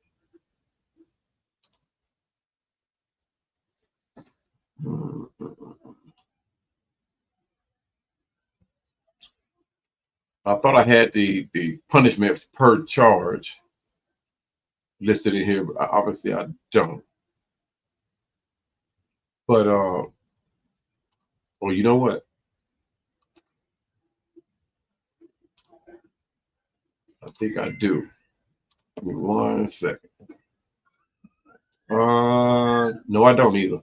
But anyway, there is a significant drop in punishment in between the 2. But still, both of them require jail time, at the very least, a lengthy probation with intervention programs and all that type of stuff. And also, you have to consider too, they're gonna look at, being first offense, second offense, how many times he's been in trouble, his past, and like one of his classmates, they're going to consider whether or not this is a trend. They're going to, you can't overlook it, guys. And the one thing that I'm thinking that I'm hoping that the Falcons can move on from this and just go ahead, pay him what they owe him, as far as upfront money, and move on from this. Now, are we going to be able to find somebody to replace that? Probably not. But I mean, he's a rookie, guys. You know, a lot of these rookies come into the league their first year and just ball out. A lot of them. But for some reason, another second, third year, they disappear. You wonder what happened to them. They disappear from the spotlight. Not saying that this is what James Pearce Jr., but he does exemplify and exhume what we needed at that edge rush position. But when you look at what he's facing in this court system, guys, I hope that he can get on from this. I really do. But I just want the best, hope for the best for him, because this is actually not a good look, not good for him. Let's put it like that. Not a good look. 330 said, do you think the $20,000 bail isn't an indication of the evidence discovery? Like I said, there's a lot that has not come out, right? You're talking about that period of time prior to him leaving California, like what led up to this situation, or the court system just said, hey, just go ahead and just put him on the street, because they are not counting on him trying to flee the state or flee the country, right? They just want to, like with any other, treat him like any other criminal with, something to lose, like James Pearce Jr., right? But if there's any other evidence that leads up to this, it's going to be hard to downplay him making that plane trip from California to Florida to escalate this. I just don't see it happening. They just can't just say he didn't have 4 or 5, 6 hours to replay all these events in his mind and to de-escalate this. Did he have a period to de-escalate, right? But he took that time to escalate it. And then the level of aggression once he got to Florida is something a whole lot different. And then when she tells him, hey, I'm driving to the police station, it escalated even to another level, right? So, I mean, and the point where it gets to me is, and I can't say this enough, as a father, a grandfather, uncle, godfather, I have to put all of these young ladies that are in my family and my sisters, I forgot that they're going to kill me. I have to put them in that driver's seat, right? And picture them facing this level of violence or aggression. I'm not going to say violence. Just take violence out of it. This level of aggression, right? I have to put them in that driver's seat. And it's hard for me to look at it any other kind of way. And for me to look at it that in that perspective, I have to take myself off the Falcons soapbox. I have to take myself off as a fan and look at it through these eyes of a father, uncle, godfather, grandfather, right? Because this is when I picture someone trying to hurt them, injure them, I could care less about what that person is going through. My mind right now is the fact that you tried to hurt or unalive someone in my family. And my wife would tell you, because it's been let me hush. But when you talk about that $20,000 bail, guys, you're talking about pennies on a dollar. $20,000 is not a lot of money. $20,000 is not a lot of money. 20,500 to be exact. When you start talking about the money these guys already have. 18 million. That's yeah, it's money lost. About 20,000 is a lot to the average person on the street. That's a lot, right? And that's 10% of what the actual cost was. But 20,000 to come out of a pocket, I don't care what the cost is, guys. It's one of those things. $250,000. He didn't have to pay 250,000. You had to pay the 10%. But when you start talking about 20,000 for James Pearce Jr. facing these charges, or anybody that's facing these charges and that's willing to pay the 20,000, that's not a lot for them. And I'm pretty sure the attorneys went in there and argued the fact that if he sits in jail for this amount of period of time until a court date, which is probably won't be 6 to 8 months, maybe a year from now, that he's going to miss out on his career or his job or whatever. I could care less, but either way it go, they let him out on a $20,000 bond. So the rest of the evidence that's going to be played out in court, to your point, 330, is whether or not they're going to let the public see it. But it's going to be up to Rickea to show that she did not warrant, which I hope we don't get to that she did not warrant this level of aggression from James Pearce Jr. And the fact, I said this earlier, the fact that she's more than willing to take the stand, she says she will, beyond a shadow of a doubt. That's in itself, one, it shows the courage from her, right? Shout out to Rickea Jackson. I mean, that shows a level of courage, because a lot of women that go through that level of aggression is not willing to do what she's about to do. That's why it's being blown up in the media, because I'm pretty sure the advocacy group, she's going to get pushed. Let's just say she didn't want to take the stand. The advocacy groups will push her to they will actually pay her to take the stand. I mean, they can't come out there and say, hey, we're going to pay her to do it, because then that's conflict of interest. But they're going to make sure, they're going to do everything in their power to get her on that soapbox, get her on that stand, if to do nothing else but to tell her story so that other victims can hear. But it will come to a point where if she does tell that story, she might become the face of domestic violence advocacy. So there are a lot of things that's going to play out in this court. Like you said, once that evidence, once and if they bring it out, if I'm James Pearce Jr., I would err on the side and say, hey, guilty. I will want to go in and guilty. I will want to, I mean, because the rest of that evidence, speculative of what it could look like.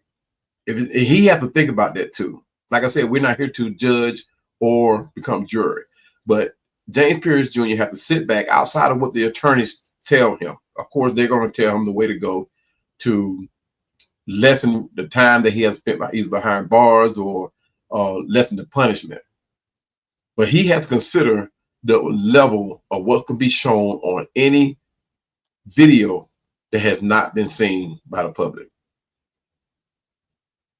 Once they say they have evidence from the street, not from somebody's cell phone, city evidence from the city cameras or whatever, that can be very damaging to Rickea, or not to Rickea, to James Pearce Jr. and his stance. There's a huge legal fallout to this for James. He have to really just weigh all the options, weigh all the facts. And I'm pretty sure his team will help him out with that. But if he wants to go in and try to fight this to the point of, but like I said, I wouldn't want this to be a quick trial either. So I don't know. We'll have to see. Uncle Steve, my main man. Speaking of uncles, guys, Uncle Steve Lounge, y'all make sure y'all go out and grab grab your like buttons and hit them as many times as you can for this young man. I call him a young man. He's young in our eyes. Let's put it like that. But Uncle Steve, man, great content guys come from him. He says, finally caught you live, brother. Still a lot. I want to hear before I bury JPJ completely through the public opinion. Let's see what happens in the next couple of months. No rush to judgment yet. And yes, sir, that's actually where I'm at now. I'm now, as a Falcon fan, respectfully, Uncle Steve, as a Falcon fan, I'm hoping that he can see the field again in a Falcon uniform as a Falcon fan. And it's like I brought out earlier in the show, there are certain factors, really one main factor, you know, and I can't help but keep saying this, right? I have a mother that has raised 5 boys, 5 young, strong young men, right? I'm number 3 in the lineup. As a son, as an uncle to a host of nieces, 3 goddaughters that are to die for.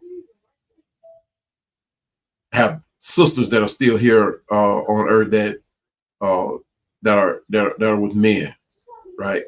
3 lovely sisters. I say 3 lovely sisters, 4 lovely sisters. What else? A goddaughter, 3 goddaughters, and then I said earlier, last but not least, my first grandchild, first granddaughter. Now they say all babies are precious, but guys, what I'm telling you, a granddaughter moves you like no other. And to see my granddaughter, to put her in that driver's seat where Rickea Jackson sat, I have to look at this in a different perspective. I have to. I know there's a whole lot to play out in this case. Now I'm pretty sure all the facts are not out there on the table.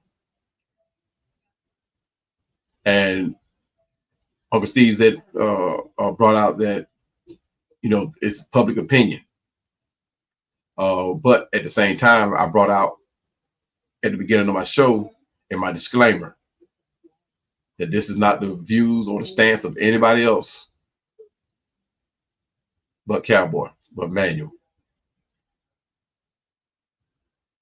Right. So, and that's exactly what everybody's been doing here in the chat. They, you know, they're giving their opinion on it. They're waiting, playing the wait game to see exactly what's coming out. And I'm more than willing to play that game. I'm more than willing to play that game. But when I look at the of how this thing played out once James Pearce Jr. got to Florida, I can't help but think about my niece, my nephew, my sisters, my granddaughter, and how it could have went bad, very bad for them.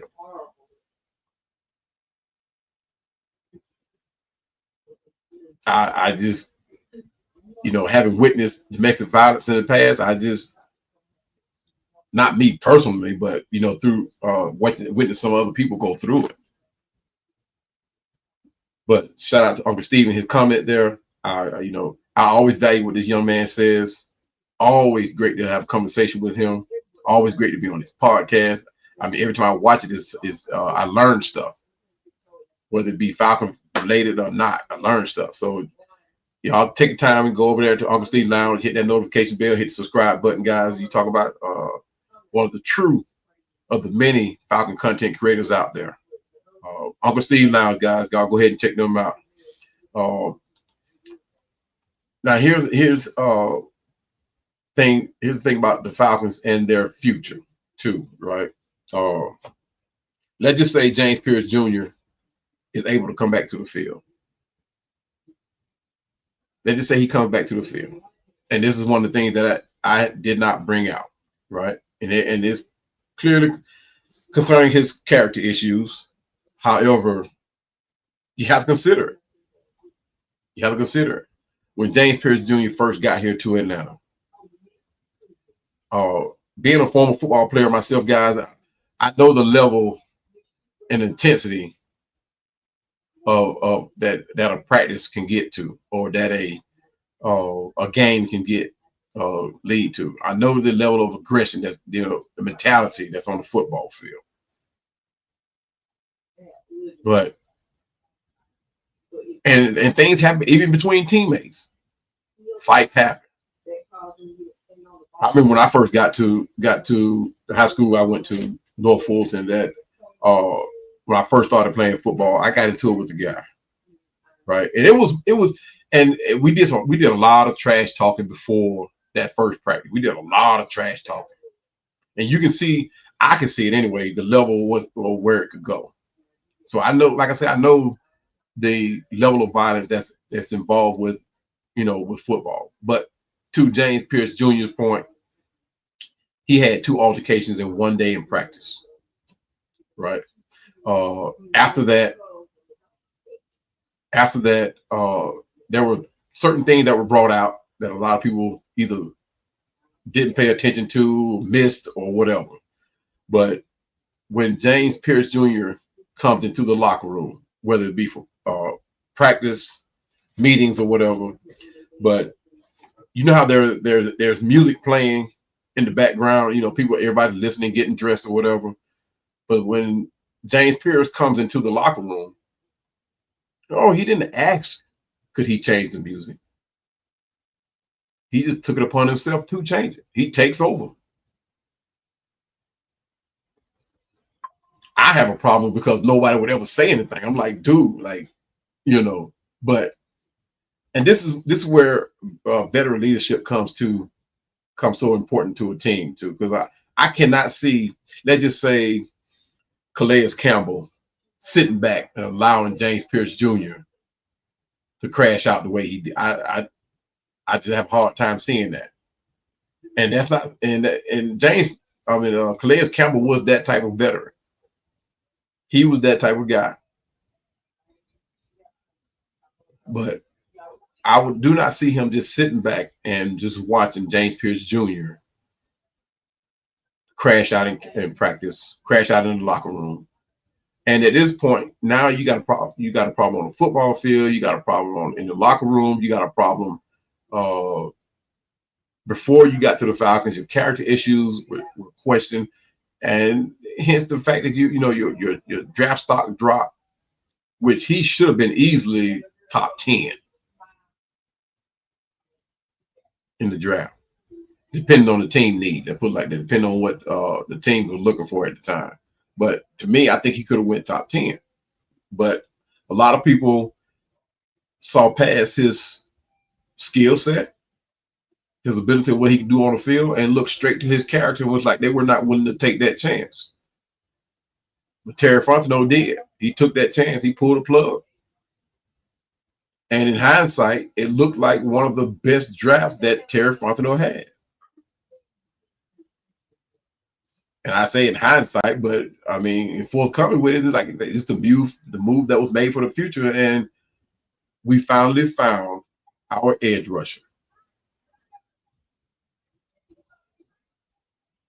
But there, you talk about evidence leading up to this. I was more upset that there were so many opportunities for someone to, let's just say, step in and be a mentor to the young man, help him out, because they evidently somebody saw it, but nobody stepped in to say anything. They were really just looking at what he could do physically or on the team. Even from high school, they saw it. They saw it. And over time, it just got noticeable and noticeable and noticeable, and nobody said anything. That's why I was so grateful for, I say was faithful, I say faithful. So grateful for the way that my mom carried a big stick. Literally, I'm not even. My mom was about 5'6" maybe. And not saying that we didn't get into our own little mischief. We got into our mischief, sure enough.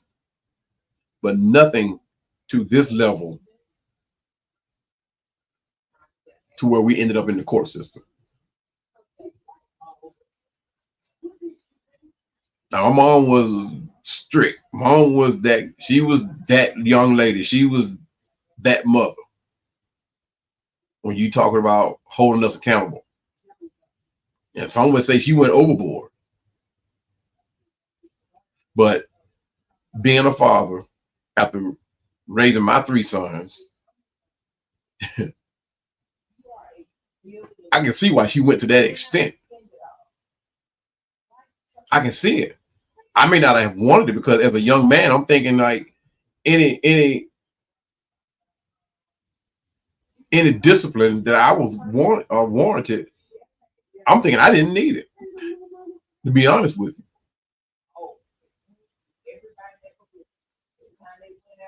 But now that I'm grown, have matured, I'm looking back at it and I'm like, man, I'm surprised she didn't kill us.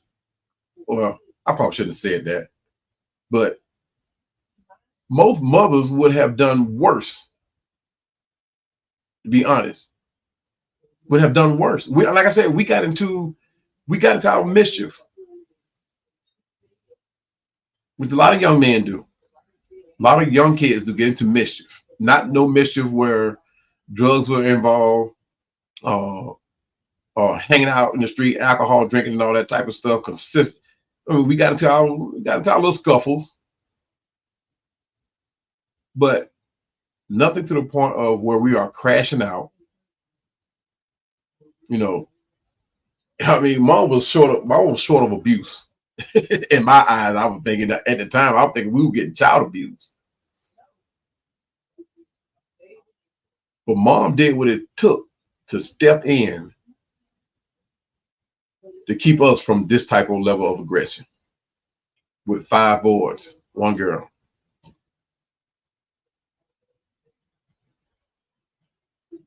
Now, growing up, I may be thinking like, that was mom was wrong. But mom raising 5 boys, 1 girl in an inner city neighborhood, probably one of the worst at the time, labeled as one of the worst in America. Mom kept us out of a lot of stuff. Mom kept us out of a lot of stuff. Kudos to my mom. Much love. Job very well done.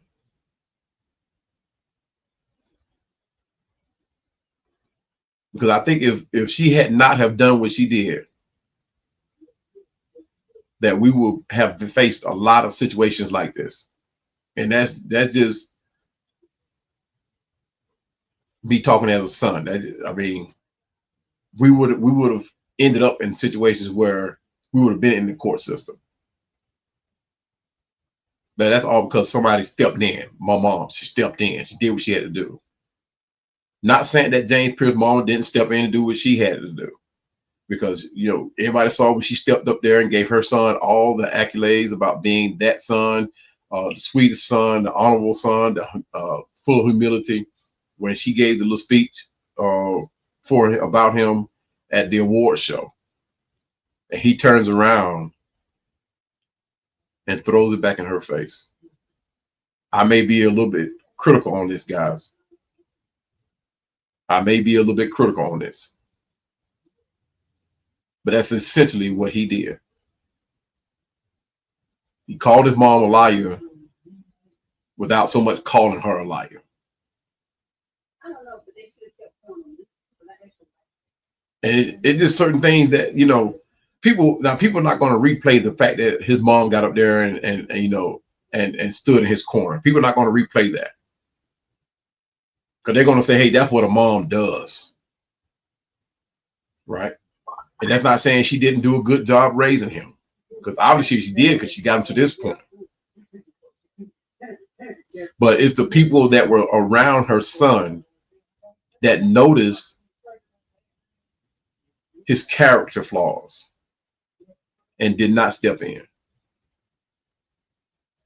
There were people around him that were more concerned about his ability of what he can do on the field as opposed to stepping in and correcting him.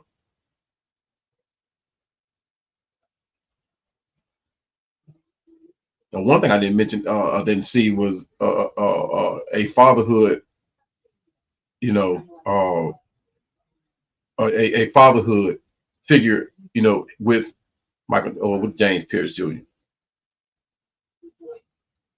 I didn't see a whole lot, but not saying that his father wasn't in his life, but if my son, it's just me.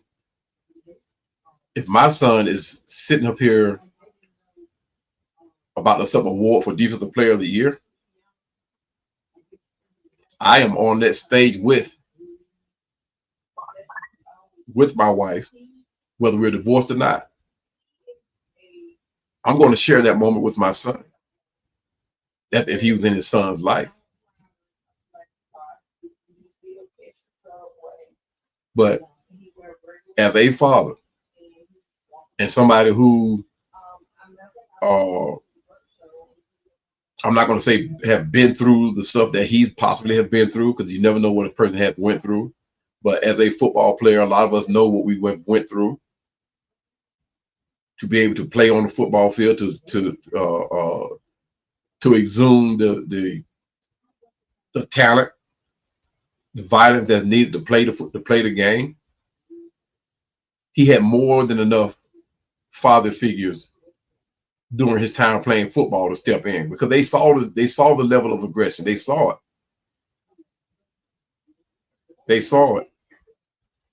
But everybody, like I said, was more in tune to what he could give them on the field as opposed to what he was doing off the field. They could care less. Now, when I was in school, I got into an altercation with a young man in high school. Got into an altercation, right? And I was supposed to have been, matter of fact, I had just came from the counselor's office. I had dropped out of JROTC. I didn't want to get into JROTC. But when I got into that altercation, the person that stopped that altercation,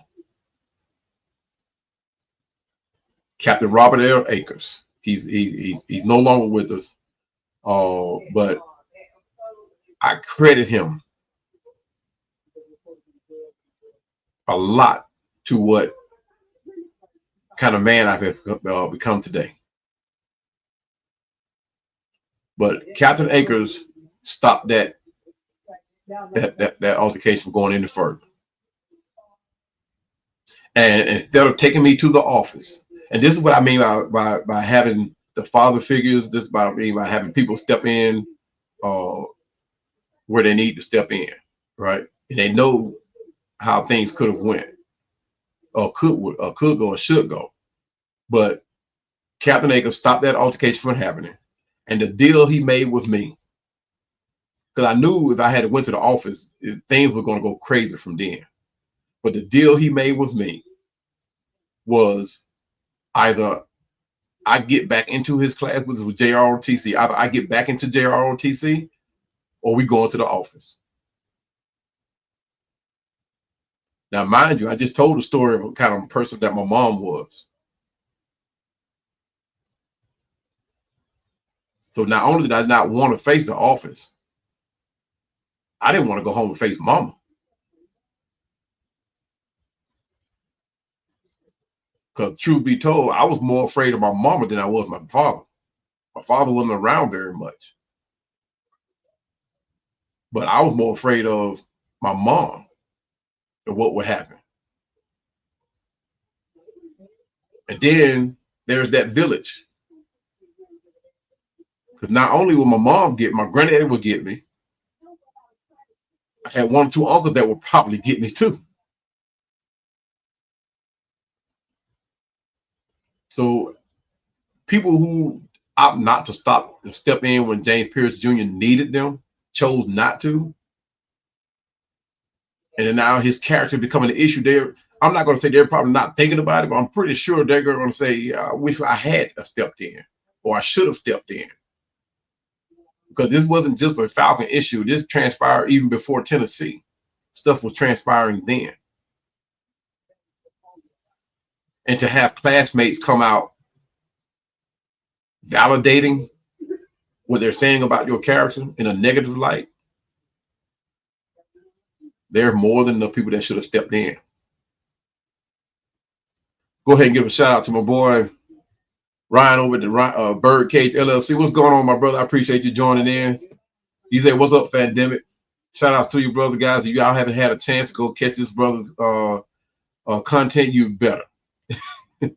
I've been on his show a number of times, and always, it's just like with any other, all the other Falcon content creators that I've been involved with, always a time to be had, guys. We always have a good time. We always bring out Falcon content that needs to be heard. To be honest and truthful with you, you talk about facts. A historian in his own right. He is that guy. He is that guy. I thought I knew a whole lot about the Falcon football. Guys, this guy here will give me a run for my money, as with any other football history. He will give me a run for my money, I must say. But shout out to Ryan over at Birdcage LLC. Appreciate you joining me, brother. He also says exactly, "Read dirty." Don't know what that means, brother. You have to elaborate on that one. Brian also goes on to say, "Whenever you want me to come on through your show, I got you, bro." Hey, man, I appreciate it, man. You know, always good to link up with you, brother. I also want to say this too. When it comes to situations like this, right, we can always count on people like the Birdcage, people like Uncle Steve, people like Make Way Sports, people like Come On In Sports Network, Mad Mike, Keeping It Real. We can count on people like that keep it straightforward. Ain't no BSing. Ain't no gaslighting. People gonna give their opinion, and you can't do nothing but respect that. I mean, that's what we're doing today. People are gonna feel different about it, of course. That what makes the world go round. There are a lot of inventions that got put out there because people had difference of opinion. There are a lot of inventions that got improved on. There are a lot of business that got started up. So it's not nothing wrong to have difference of opinion. It's how you move on from that. It doesn't bother the friendship.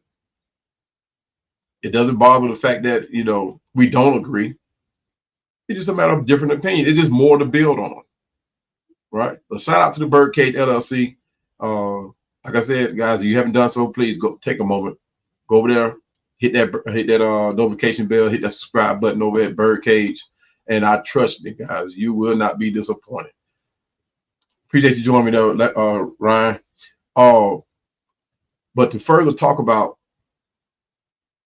James Pearce, guys, we have to consider moving. I'm not gonna say that. I'm not gonna. We're gonna say that we have to consider moving on from him, right? And I get it. The 10.5 sacks is hard to replace. It's hard to replace. But I am not one to willing, especially at that position. I am not the one that's willing to have a player sit out a year and come back and expect him to be able to perform at that same level. I'm sorry. That's just me. There are special players that can sit out a year and still come back and play, right? Even whether it be through injury, whether it be for personal reasons. There are special players that can come back and still perform at optimum level. Most of the players that you see that miss a year of football or miss a full year, it's going to take them a while to get back into the form that they were playing at. You know, the NFL football is one of the and that's with just about any sport, guys, not just football, but specifically talking about in football. There's a level of aggression that you have to maintain. I'm not going to say I'm going to say that you have to maintain in the NFL if you want to continue, your career, if you want to keep being competitive, right? So when Ray Lewis had his incident happen, right? He didn't miss a beat. But like I said, there are certain players with a certain mentality that can get through whatever that they're going through. And that's not saying that James Pearce is not that guy, right? And it's like I talked about in one of my in the content the video that I did on him, is that he has to contain that aggression. He has to contain it. So when he's off the field, it has to become like a light switch. And you guys that have played football, you know what I'm talking about. I know Ryan knows about it. I know he knows. It's like a light switch. You cannot take that level of aggression everywhere you go. You have to be able to turn it off. And me personally, I think that's just a way of life for James Jr. I mean, I hate this. It's just my personal opinion, guys.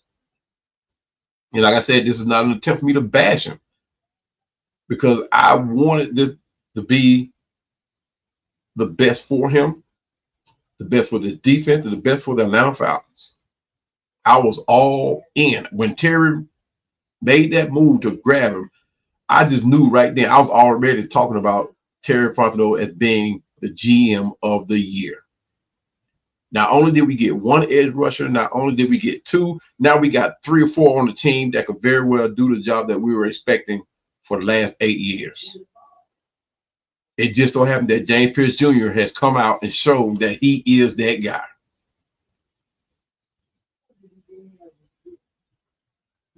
I mean, let's be honest, guys. Let's be honest with it. This is a complete and utterly setback. We are back to square one because of this situation with James Pearce Jr. You know, the only thing that could possibly get him out of this situation is that star athlete privilege. That's the only thing. Because what he is facing right now is going to play on him, guys. Because he's going to miss a full year of football. Like as an injury, he's going to miss a whole year. Not only that, the backlash, because there are going to be some people that are saying, hey, he needs to be behind bars for at least 5, 6, 7, 8 years with 5 felonies. 3 of them aggravated.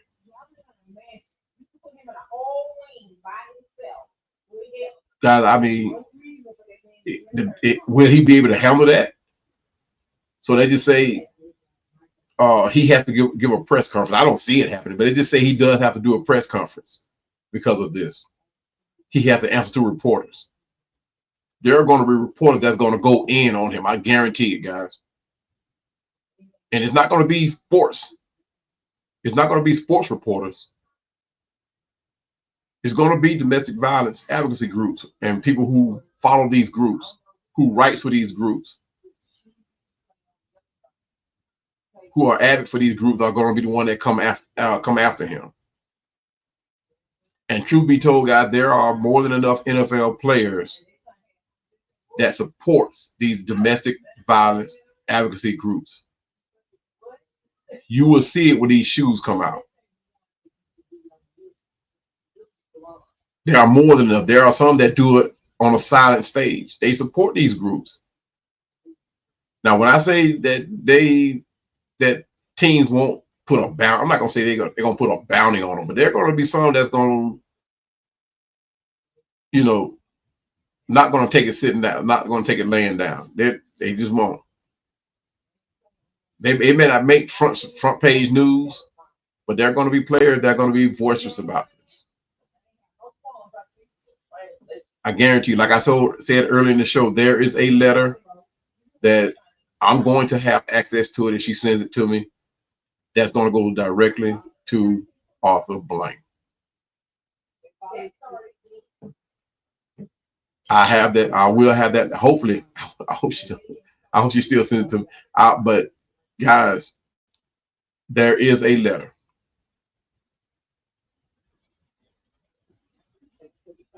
And we want the best for James Pearce Jr. But like I said earlier in the podcast, this is the choice that he has made. This is the choice that he's going to have to face as a man. He can't crash out on this one. If that judge tells you, no, you can't get freedom next year, or you won't have freedom for the next 2 years, he can't crash out. He's going to have to accept that responsibility. I don't care who stands up to speak for you, what you did on the football field, because there have been people who have done far better on the football field and experienced a whole lot worse in the legal system. But for me, like I said before, as a father, I have to consider the preservation of life. And I say that because of the level of aggression that was shown once he got to Florida. And clearly, he was not in the mood for talking. That's just my opinion. When I talk about this to people at work, when I talk about this to people that because I wear Falcon gear everywhere. And now the question is, it's not about what your Falcons going to do, how you think they're going to look next season, how the defense, what the offense is going to do. It's not those type of questions anymore. Now it's James Pearce Jr. Everything James Pearce Jr. What y'all going to do about James? What y'all going to do about the edge rusher? And every time I have that discussion or get that question, I have to immediately put my wife, put my granddaughter, my sisters, my goddaughters, my nieces. I have to immediately put them in the front seat of where Rickea Jackson sits. And I have to give my opinion. Right. And for the masses, and I say about 90, I'm going to say a high 90% of the time, 95% of the time, after that discussion, the person who I'm having that discussion with agrees. The one that didn't agree, hey, like I said, I hope, being a Falcon fan, and everybody knows I've been a fan since 1978, being a Falcon fan, I hope, with help, let me say that again, with help, the right help, that he's able to get back on the field and become a productive citizen of society. With help. Don't just give this man a big fine. Don't just give this man a jail sentence. Let him out and expect him to be the same, or not be the same person that he was before he went in. Because without that help, guys, he's going to, it's already been proven.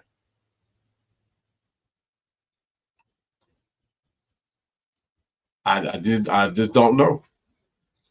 Ryan says, I love the setup, bro. I appreciate it, brother. I appreciate it. This is just my office. My man cave. I need to do a couple of shows from the man cave, brother. Y'all will see where the extent of my fanhood, my fanship, shall I say.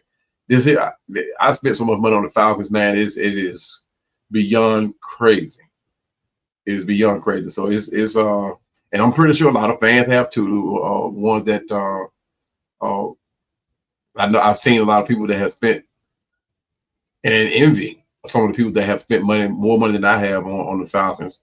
I forgot the young man's name, but he sent me photos of his setup, and he's more than willing to come and help me finish mine out. But this young man, has the floor, the chairs, the ceiling. I mean, everything. There's not a spot left undone. But he has a real good, I mean, a nice setup. I don't know if I'm gonna go. I probably will, depend on, you know. But now that my granddaughter's here, I don't know, man. I tell you what, that girl, she's already spoiled, and I think that the older she get, the more money I'm gonna lose. So, but I appreciate it, brother. He also said that Ryan also says in this situation you don't want to send the wrong message either. Yes, I totally agree. I totally agree. And like I said earlier too, this is and I put in my disclaimer, this is purely my opinion, guys. This is purely my opinion. What happens to James Pearce Jr., I hope that this is one of those things where he can truly learn from. And I say truly, because some people will say that and then don't mean it, right? I really mean that for him, right? And I hope he gets the help that he needs. I think he really does need some help, and not just in mentorship, not just somebody to come in and be a role model for him, but somebody that can get him the counseling that he needs, right? Because I mean, when you see a pattern like this in somebody else's life, it's a little more to it than just putting them on medication, or more to it than just assigning him a mentor or assigning domestic violence classes and that type of stuff. He truly needs someone to be truly involved in his young life, because he is still young. Somebody to be truly involved in his young life. He needs it. At the same time, too, like Ryan says, I just sending him a message the wrong way too can also be critical. So, like you said, you got to send a message, but with him being as young as he is and his mentality, not saying that he can't handle adulthood, but these young guys are not responding well to accountability. So maybe I'm not going to say, I don't want to say we need to find a way to make sure they get a message without being so direct. But I think that would be wrong to say, because if we are not direct to them, like I said before, I am the one to be direct with my sons, right? So I think being direct and forward with these young men, they need to understand the consequences through the actions, from the actions and decisions that they make, and that there's a responsibility to accept those consequences when they don't make the right decision or they make adverse reactions, right? I mean, and that's the point you want to drive home. So when you say send them a message, I think when you're direct with them, you don't want to send a message where it does not appease the masses too. So when I say that, I mean the public. There are some public that's not going to be satisfied with whatever decision that this court system come up with, right? But at the same time, you don't want to be so condemning to this young man, James Pearce, for his actions, to where he comes back out and be a life criminal. If that's what you're saying there, Ryan? I think that's what you're saying. You want to send a message, but you don't want to drive home to where you think that the only thing that's available to him is incarceration. When I say he does need help, he does need help, right?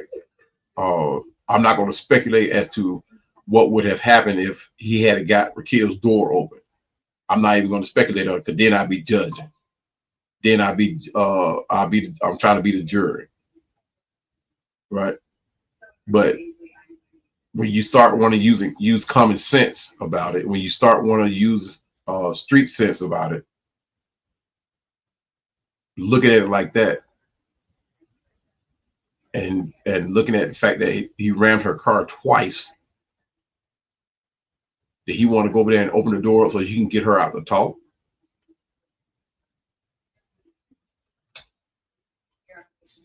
You can rest assured that will come up in court. You can rest assured it's that level of aggression, guys, that's going to get James Pearce Jr. And it's sad to say it, because now you're showing a lack of self-control. Lack of self-control. They're already going to get that. They're already going to try to push that into the prosecution's mind, or the prosecution going to try to push that into the system's court's mind from his days at Tennessee. Right? Lack of self-control. I say days at Tennessee, go back to high school, because there are, like I said before, there are classmates that are coming out on social media saying that this is how he has always been. Right? 3 Dirty says, I'm not being insensitive, but this world is very backwards. But I saw a man shoot a woman in the face and nothing happened, not even the proper investigation. And that's the point to 3 Dirty. Appreciate your comment there. The system has become, and you really can't fault the individual. You can fault them to the point where you can hold them accountable for what they did, right? But it's up to the system to handle these crimes as they happen. Right? When there's something that's so blatantly obvious, like you said, this man pulled the trigger on this woman's face, and nothing happened to him. And what's sad is a lot of times these courts have video documentation, right? Beyond a shout, all the evidence leads to this young man, and the young man gets off. And that's why you see a lot of these young men, and even women too, not going to just put men out there, but you see a lot of the same repetitive crimes happening by the same person, right? You look at crimes like, wait a minute, wasn't he in jail, or wasn't she in jail for this same thing last year or the year before? And you wonder, like, you see some of these same people committing crimes, and you wonder, like, how in the world are you back on the street? So, I mean, they go in and play the system, and the system drops the ball. Now, that's not saying that every crime warrants putting somebody behind bars, right? That's not what I'm saying. But everybody has seen more than enough time where people commit a crime and they are back on the street, and you wondering how. And that's not saying James Pearce Jr. needs to fall into that category either. That's not saying we need to get him put him behind bars and keep him there. Because I truly believe there was something before he got on that plane to come to Florida. There was something that happened prior to then, outside of that text that he received from her saying that he didn't want nothing else to do with her. I'm thinking there was more that happened. There was a pattern, that there were a series of events that happened prior to that text that led her to send that text. And those are going to be the things that come out when Rickea hits the stand. Now, does that still warrant James Pearce Jr. to act the way he did or respond the way he did? Absolutely not. So let's get that out there. Like I said, he had a whole 4, 5, 6 hours to deflect. He had that same amount of time to de-escalate. And looking at it through the eyes that I'm looking at it, it's hard for me to excuse any part of the actions that went down. And it's like I said before, let's just say he and Rickea had a knockdown, drawn out fight prior to that text that she sent.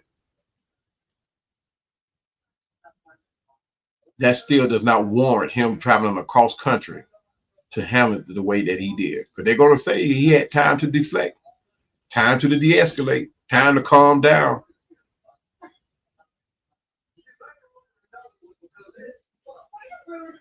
So I just, it's hard for me to look at it any other kind of way, guys. And that's just my point on it. 3 Dirty says, I feel your passion of this situation. He is a product of what he has been allowed to do and be. I hope he gets the proper help and he is allowed to move past this mistake. We all fall short. You're exactly right. I'll be the first one. If it's me, guys, look, I'm the first one that'll tell you if I fall short. I hope, like I said, I am my own person's worst critic. Right? I am my own person's worst critic. That's like when I give I have opportunities to give talks, right? And after I give these talks, um, I know in my head where the mistakes, because I know the material that I'm supposed to be putting out, right? I know where I make the mistake, right? I know that, and like I said, I will criticize myself harder than anybody else will. Everybody else is going to come back and say, "Hey, man, you did a wonderful job, dude. They shake my hand. You did a wonderful job. Your point was well made." And but in my mind, I know that's the brotherly thing to do. That's the sisterly thing to do, right? But I'm the first one to say, no, I could have done a lot better. I could have done a far better job. I am my own self worst critic, even when I'm on other people's podcasts, right? And I say something that is not entirely right, I get corrected. You know, the first thing I say is, "Oh yeah, okay, all right, I can stand to be corrected. I can be corrected on that. All right." It's not. I can be held accountable. Let's put it like that. You know, because sometimes I will put that information. Let's just say something that happened in 1980 or something, or you know, in the past. I may be wrong about a stat. I may be wrong about what a player did, or whatever. And I get corrected. I get corrected. But like Three Dirty said, we all fall short.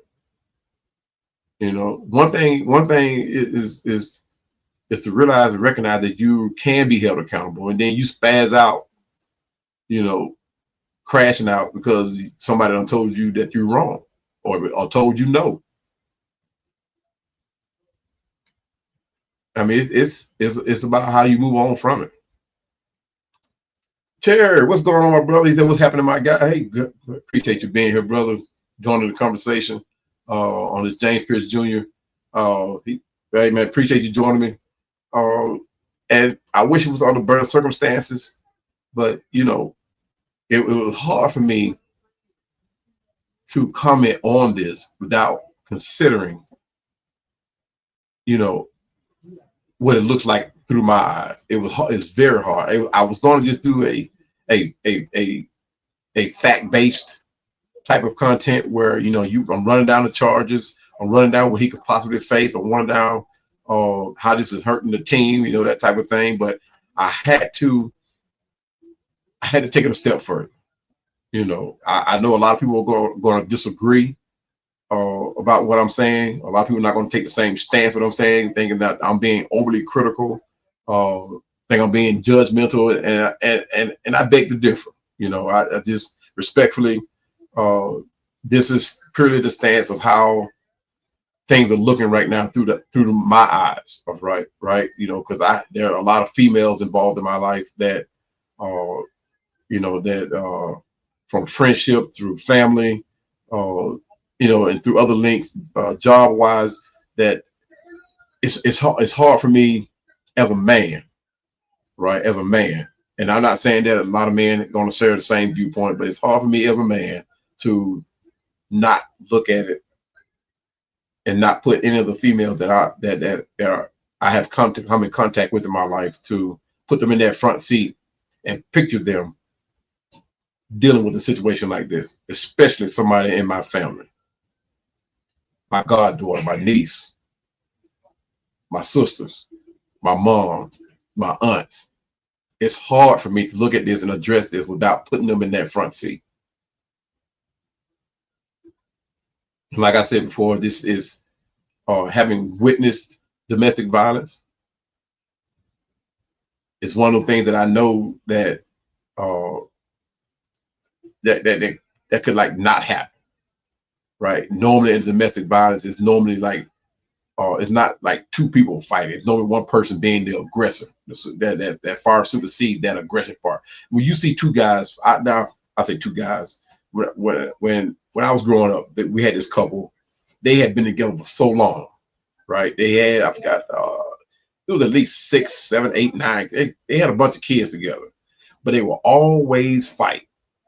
They will always fight, but they always stayed together. And that's not saying that this how all of them should play out, but they always fought. And it was always they, not just one side. You know, the mom, I mean the because they weren't married at the time, but the boyfriend or the girlfriend that were, you know, being one side as one started it. It was always it was expected almost that they were going to fight, but they stayed together for so long. I think, and I think the boyfriend has since passed away, I think, but the even up to when I was grown, these two were still together. They were still together. So, but when you talk about domestic violence, this is not on that level. It's always something where one person is more of the aggressor than the other, especially when it gets brought into the court system. And it's sad to say that when you look at it, Rickea's and James' situation, they weren't married, right? They weren't married, which, you know, I have been in a few relationships, right? And it took me a long time to realize what relationships are supposed to be, or what it entails to be in that relationship, right? When it comes to showcasing love, when it comes to a certain level of love, let me put it like that. What considering others' feelings are about, you know, and not be selfish about it, right? So once I did realize that, it changed me as a person. It changed my mindset when it came to not one just a relationship, but the marriage in itself, what it meant. Am I perfect? Not by no means. Not saying that. I'm not here to say that. However, when things happen in the marriage and it's not going the way it's supposed to be, it automatically clicks, saying, okay, something is wrong here. You got to address it, but not in a manner of aggression, not in a manner of violence. It's a matter of addressing it so that it does not spew into a level of aggression or violence. I just don't. I mean, it is what it is. I mean, some people handle it better than others, but for me, I'm at a point where if I'm addressing something, especially if it's something that I know could lead to an argument, I pray for that. I pray for that sound of mind, and then I go look. We go discuss it like folk. Never a time where it gets to where we're arguing and yelling at each other. No, never that. Not doing it. Me, myself, I'd rather walk away. My wife and I've been together over 30 years. Well, I will walk away in a heartbeat. No, if we can't stop and talk about it like folk, not going to do it. Not going to do it. I love it to death. But I'm not going to sit there and argue to the point where, one, I lose my freedom over it. It doesn't still get, the issue still doesn't get resolved. To me, that it's redundant. It just doesn't make sense. Because if it gets past to the point of argument, you know the police is going to get called out.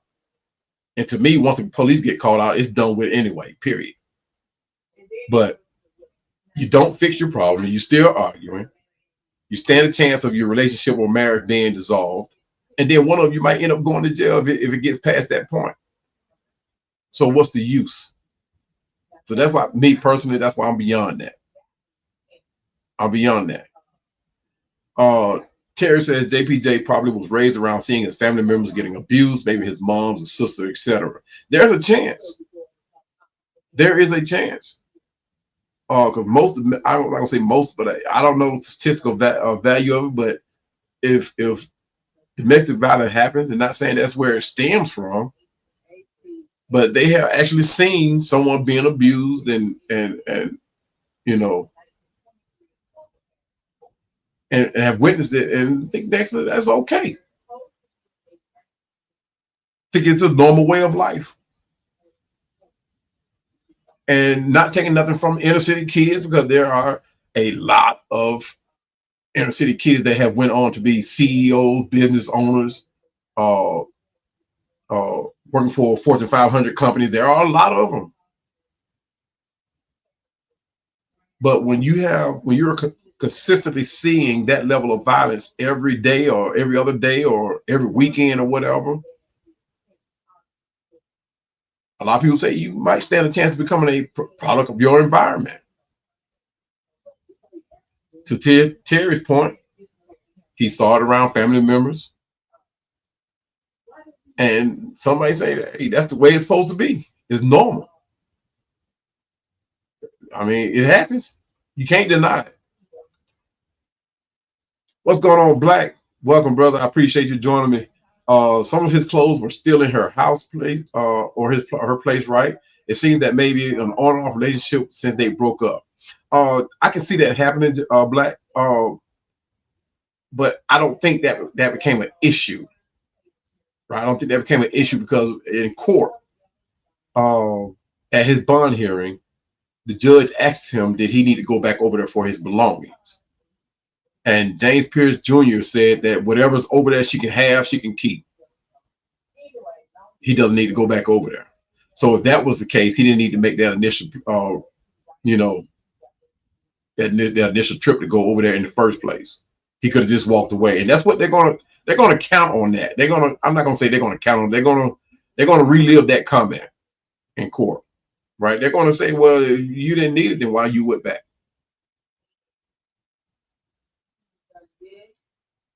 I mean, and then I don't think it was an on and off, but they've been together for 3 years, and now going down to the tail end of that 3-year relationship, they may have had issues or problems that they never just like really digested. They never really fixed, right? So it was one of those things where they, for us, I ain't gonna say us because I make us seem abnormal, but for a lot of people, they don't pay attention to the fact that a relationship is not going in the direction that they hoped it would go, right? They don't pay attention to the fact that they're not getting the same amount of attention. They're not paying attention to the fact that they're not spending the same amount of time together. The way they hold each other's hands don't happen anymore. The way they look at each other is not happening anymore. They don't pay attention to that. They don't pay attention to that until after the relationship is over, or to the point where Rickea got to, where she just said, hey, I don't want no more to do with you. Don't text me, don't call me, don't email me, don't call my friends trying to reach me, and all that type of stuff. So I'm just anxiously awaiting to reserve further judgment on not judgment input, because like I said, there's a lot that leading up to this that we don't know about. I'm really concerned about the level of aggression from when he got off that airplane in Florida to the point that he actually made contact with her. That's the part that's damning to me. Anything that happened prior to that, I just think that it's just life. I mean, life do happen. Some people handle it better than others, but they're going to look at the fact that he could have went back over there. Jay Black said, one thing I have learned is that a man, you have to be careful not to get into arguments with emotional women. Respectfully, it's the other way around too. A lot of us men, like I said earlier on an earlier comment, a lot of us men are crashing out more than women now. And like I use my my job as an example. The women on my job, I have absolutely no problem. They come in, they clock in, they do their job, and they go home. That's it. I don't want and they keep their scores where they're supposed to be. They keep their production where it's supposed to be. I have no problem with none of the women. They come in and I have one young lady, she will talk your head off. But the others, you almost forget that they're there until it's lunchtime when you have to go. Until the end of the shift, where you have to, view production and all that type of stuff.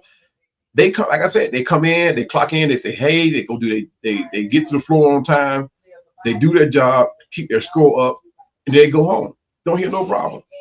But on the other hand, the men all night long got issues, they crashing out for one reason or another.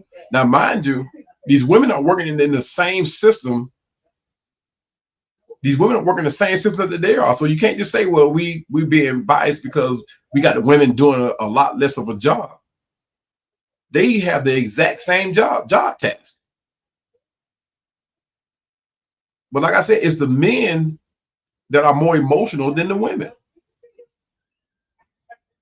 And that's exactly what it is. It's not, because when you, yes, we do have to address when men, I'm gonna say when people have issues at the job, yes, we do have to address them, right? But it does not become a crashing out event. Like if these women, if they have a job, we fix it, they going back to work. Period. Of course, I haven't done that in a minute. But these men, it's one issue after another, and if any of that entails them being told no, or you can't do, or no, you can't have, they crash out. Literally, you become the bad guy.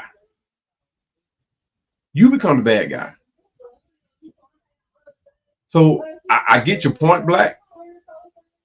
There are some emotional women, because I mean, it's not just women. Men have a lot to do with that.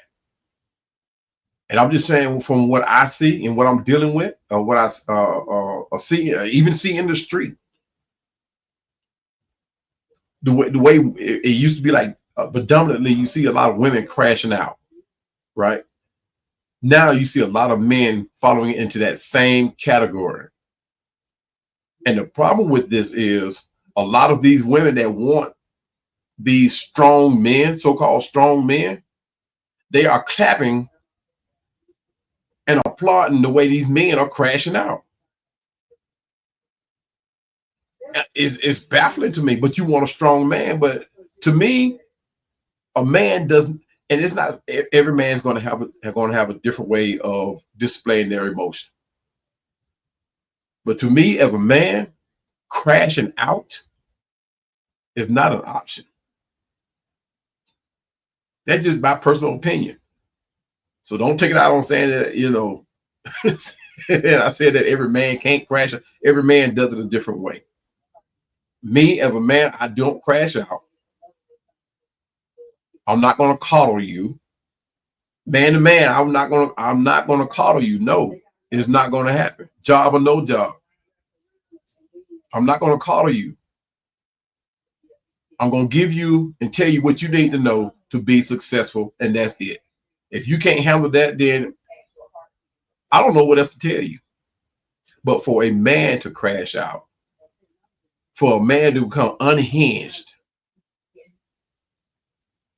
in a way to this level of what James Pearce Jr. displayed, in a way where a man just loses all control of the situation of what's going on,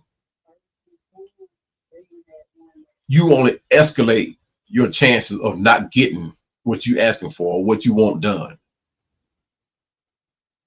So I've never understood why a man would crash out. Now, like you said, a lot of emotion becomes involved. People do it a different way. I just don't see it being becoming of a man to do so. I just don't see it. I can't do it. I'm sorry. I'm at the mindset now where it's either my opinion is heard or it's not. You can't make somebody agree with you. You can't make somebody be in a relationship with you. You can't make somebody give you what you want. You can't make somebody tell you yes. So to your point, Black, I mean, it happens. We do have to be careful too about who we get into an argument with, because things will be said where it escalates to the point where you're the one going to jail and in handcuffs. It will get spewed that way. And people, both men and women, are very, some of them are very good at what they do. They play the victim. Man or woman, they play the victim. So to your point, yes, absolutely. You got to be careful who we get into an argument with. Black said, glad I caught your show tonight. Good show, brother. I appreciate it, my brother. Appreciate you joining me as always. Everybody in the chat, I appreciate you always. y'all joining in. It's always good to come on and talk with people and be able to communicate, and answer questions of any and all issues that we face day to day too as well, not just Falcon content. Terry said sometimes in these days, young people like this drama, they think it's a way of passion and love. Man, I'm so glad I'm not one of those guys, man. I tell you, I still consider myself to be young. Some may say otherwise, but I still consider myself to be young. But I always thought that drama, if it escapes a relationship, is not just love, guys. It shows them a level of maturity too, as well. Passion and love is one of those things, and it will draw you deeper into a relationship too, much like what happened to James Pearce Jr. It drew him deep into a relationship, but it drew him to the point too that he didn't recognize, in my opinion, he didn't recognize the way it was going, right? That he was just looking at how it looks on the outside, right? Not paying attention to the things that were going missing in the relationship. Hence the reason why Rickea Jackson didn't want anything else more to do with him, if that was the case. But yeah, I agree with you. That passionate love, I tell you that it can draw a man do a whole lot of things. But it does prove, Three Dirty says, but it does prove that they wasn't completely apart. She didn't tell him about how she was going to return his belongings. After the trouble, he could have left expensive belongings. Yeah, and he did say that. He did say that too. In the end, but by that time, everything was all over and done with. They shared a domain. Then he had his own place, and then he got a place up here in Atlanta. So and you guys know how a relationship goes. There's a his, hers, then there's a ours, right? So a couple nights out of the week, there's a mine, his, and there's a couple nights out of the week with hers, and then there was a couple nights out of the week it was theirs. So, and you guys know how relationships work, especially when you are in that courting stage or learning each other's stage. I think they were more concerned. I ain't gonna say they. Yeah, I can just say that. I can think they were. I don't know, because Rickea seemed like she was more dialed in into wanting this thing. I'm not gonna say that either, because like I said, we don't know the full facts. But I think James, just looking at the way, because of the way he reacted, that he really wasn't paying attention to how the relationship was growing or maturing. He was more concerned about how it looked on the outside and looked at more what he was getting out of the relationship. And now that he stands to lose what was happening to that relationship, being told that she didn't want anything to do much more to do with him, that was the way he reacted. He crashed out. And that's one of the things that will have a man in trouble and being held accountable for his actions before it be a woman. Because if that woman tells you she does not want to be dealing with you, and you continue to make contact, and then to this level, they're going to look at you more heavily than it would be a woman, right? Regardless of what happened before or after the text. I mean, regardless of what happened before she sent that text about not wanting to be done with him, it's going to look more towards you to say, okay, I'm moving on, as opposed to her, because she's already told you, I don't want anything else more to do with you. So if you respond to the level that what he did, it's not going to look very good. Like I said, what happens prior to that text, we're all waiting on that one, brother. I just think that there is more, but it just, I don't think what's more prior to that text, what happened prior to that text does not warrant James Pearce Jr. to react the way that he did. A lot of us will condone that and say, well, she did this or she said that, but they're going to look at that time frame, guys, from the time that he left California to the time that he arrived in Florida. I keep saying this over and over again. That's enough time to de-escalate any situation, just about any situation. Because I know I have said that there are times where a man, I'm not gonna say a time where man would where let's just say if I had to put my granddaughter or my wife or my aunt in that seat, right? That time would not negate the fact that I'm pissed. I'm mad at the fact of what, of somebody trying to hurt my granddaughter, somebody trying to hurt my wife or my aunt or my sisters. That time frame wouldn't be there is no amount of time.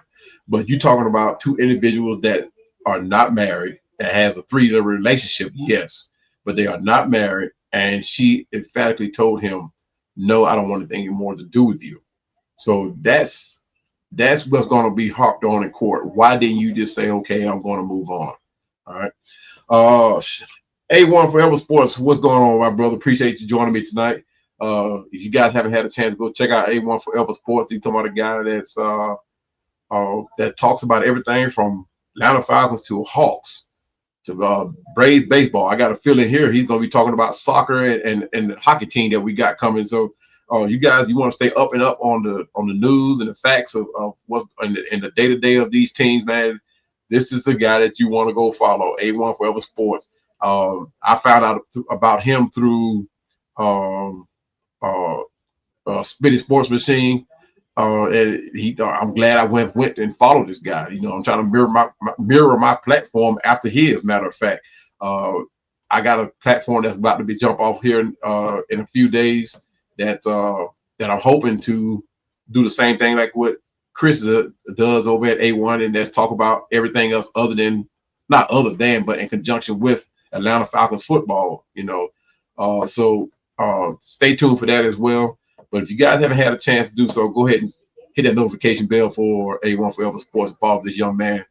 And you know, he's that guy that you want to follow, right? Like I said, everything Atlanta, not just Atlanta Falcons, Atlanta sports scene. He had that for you. He said 3 sides to every story: his, hers, and the truth. And you know what? You just spoke the truth on that one, Chris. But yeah, you're right. And that's the part where we are anxiously awaiting on the truth part. And I think that truth part is going to come out when Rickea Jackson hit the stand.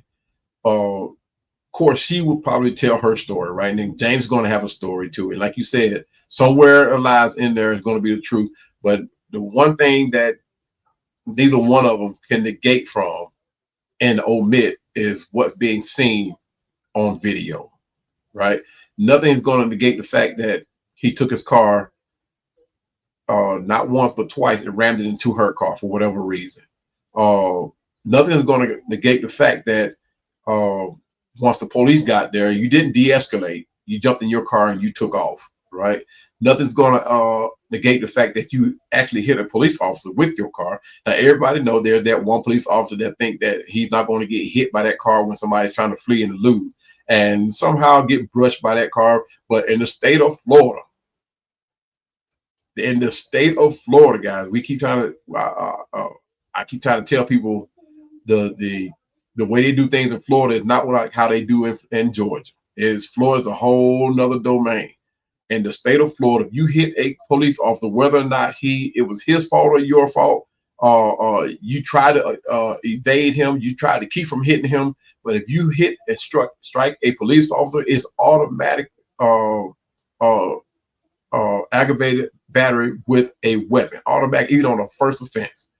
And this is one of the crimes that he will have to answer to. There's no negating that one. Whether it get thrown out in court, I don't think it will happen.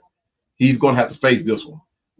Even if the police officer say, well, I stepped over too far and I shouldn't have gotten in his way. It's the state, guys. At this point, whether Rickea Jackson presses charges or not, right? It's the state that has this case now. You know, and in the state of Florida, it's like everything's going to reside on that judge, right? Everything's going to reside on that judge. And what James Pearce Jr. has accomplished up to this point, how good the defense attorney is, how much money he has, it's going to depend on that judge. If he goes back and faces the same judge that gave him a bond in his trial, it's not good because she was not playing. But to your point, Chris, man, like you said, there are 3 sides to every story: his, hers, and the truth. But I appreciate you joining me, brother. Appreciate your comment. Like I said, guys, y'all make sure y'all go ahead and subscribe to his channel, A1 Forever Sports. All things Atlanta sports, guys. And then I'll tell you, this is the guy for all the content. Terry said Miss Jackson was probably his first bag. He's from North Carolina. She from Hood in Detroit. She grew up being faster than him, obviously. Obviously, yes, sir. And the thing it is, first bag or the last bag, right? You have to mature at some point. You have to mature at some point. You know, when I first got into this marriage, uh, I was still that guy. I was still the clubbing. I was still um, uh, every day playing basketball. You know, whether she wanted to go somewhere or not, I was playing basketball every day, um, and and just hanging out, right?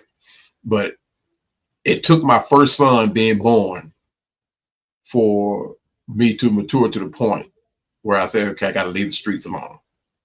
And I wasn't doing nothing bad in the street. I'm just hanging out, you know, not taking things like real serious, you know. Uh, I was still doing my thing. I was raising my family, you know, providing, you know, that type of thing. But I still wanted to hang out with friends. I still wanted to play basketball every day, which is not a bad thing. But at the same time, once you get into a committed relationship, right, the level of compromising that has to take place, right? And you know, and there are a lot of things you have to consider. You know, you have to consider more things than just you, right? Because there's more than you involved. Not saying that James Pearce was selfish, but at the same time, you have to consider more than just you, right? You have to consider both. And to Terry's point, uh, you know, she grew up faster than him. She probably grew up faster, you know, knowing that what she wanted out of a relationship before he did. Like you said, she had bad. Like I said, she's not a bad look. She is not a bad looking person at all. She is very beautiful. So for somebody to, in James Pearce situation, to land somebody like Rickea Jackson, he could have very well went into this thing like he just got him a trophy wife, or he got him a trophy, or somebody a trophy to put on his arm. And she didn't see it that way. It's just me speculating, guys. This is not how it went down. But she was probably dialed into wanting a very committed relationship. And it probably wasn't going in the way she wanted, and she wanted out. Now, somebody brought up in a chat earlier that there possibly have been another man involved. It very well could be. This age, man, a lot of people they take it for what it is, right? They try to get who they can get, right? But and to Rickea's point, she had their, not saying she has their right to, but if the relationship that she had with James Pearce Jr. was not going in the way that it was going or didn't go, she probably was tapped out by that time. If she sent that text like that, she was definitely tapped out, whether there's another man involved or not. You know, and that's what feelings do for you guys. If somebody comes into a relationship and comes into being involved with you and showing you more than what your current mate or spouse is doing, I mean, guys, it happens. It happens. Your job as a spouse, as a husband, or as a girlfriend or wife, is to make, and I say make, is to help your spouse, girlfriend, or whatever realize that she is important or he is important, right? No one is above the other, right? That's your job. I mean, truth be told, your job is to make sure that that marriage, that relationship, stand the test of time. Now, that's easier said than done. That's easier said than done. But we know as adults, and people who have been in a relationship know that that's what it takes. You know, that level of compromise is there. If it's not there, respect. It's not there, then your relationship will not stand the test of time. It may start out being good in the beginning, but over time, you can rest assured that level of respect is gone. That level of compromising is gone. It's only a matter of time. You can front all you want. You can get on social media showing all your good times, but in hindsight, guys, it will destroy your marriage if that respect is not there, if that level of compromising is not there, when you become when you become so selfish in a relationship that you don't consider the feeling of the others. It's only a matter of time. Be honest with it. And that's, I don't know, I'm not gonna say that's what happened with James Pearce Jr. and Rickea, but something happened. That's obvious. Something happened. Something didn't click. Yeah. 330 says, I hear your message, but it is fair for us to is it fair for us to place the female in this equation? He was wrong and he must be accountable. But I feel we can put unneeded emotions on already a terrible situation. And you know what? You were right.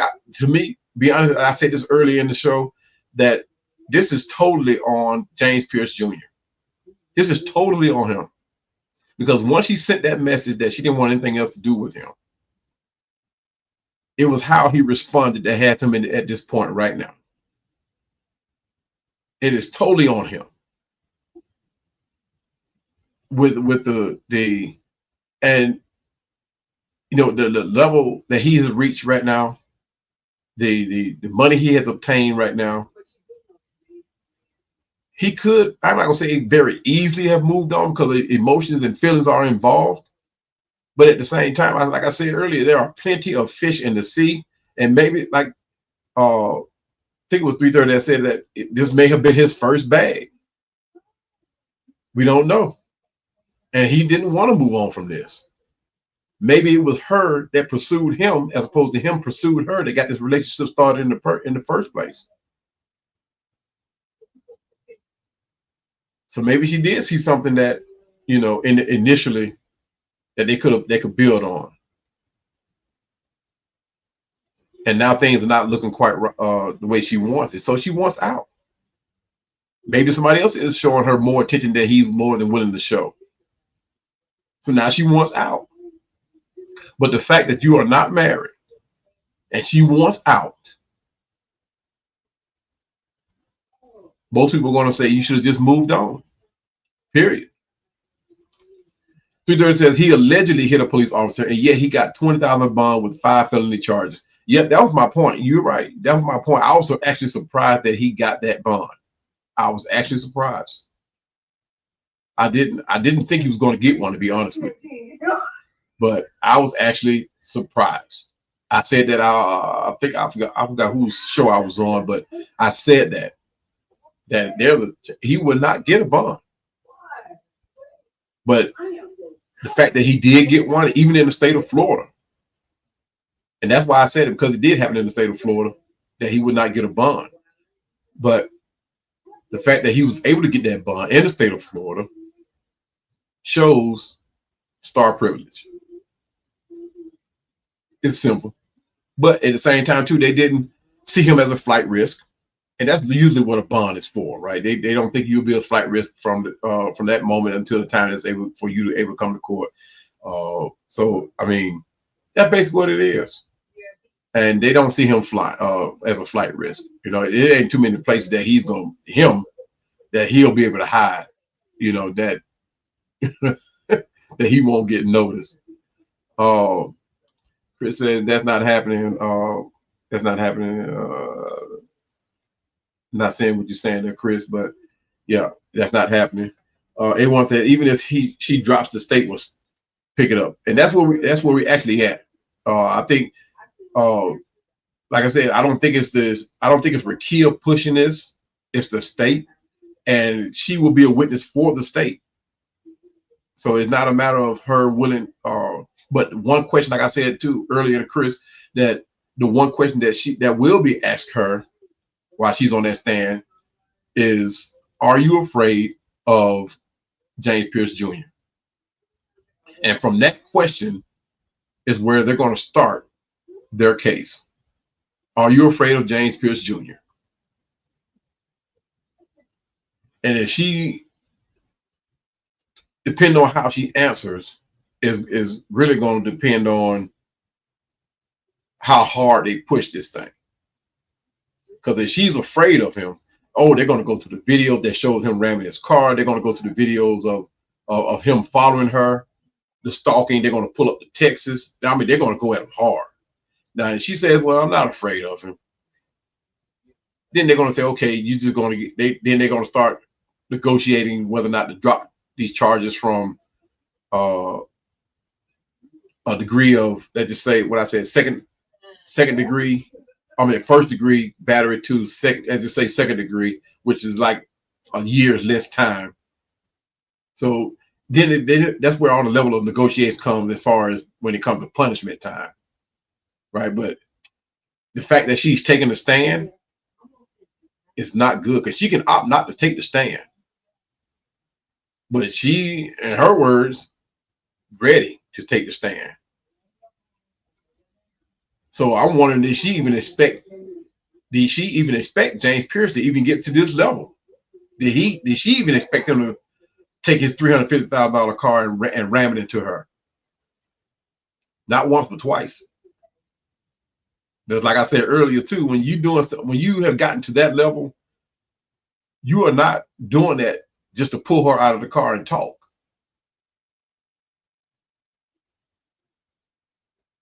I mean, I just don't. I've never seen nobody get that mad and just pull them out and say, "Look, you know what, baby? Let's sit over here and eat some ice cream. Let's talk about it." I've never seen it. Anytime I've seen somebody get pulled out of a car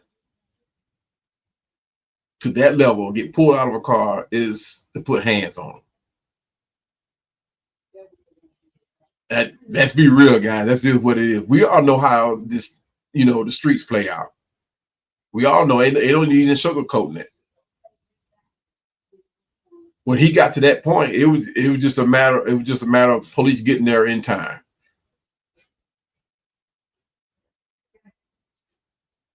But Terry says Miss Jackson is in the WNBA. A lot of female players be around a lot of NBA players.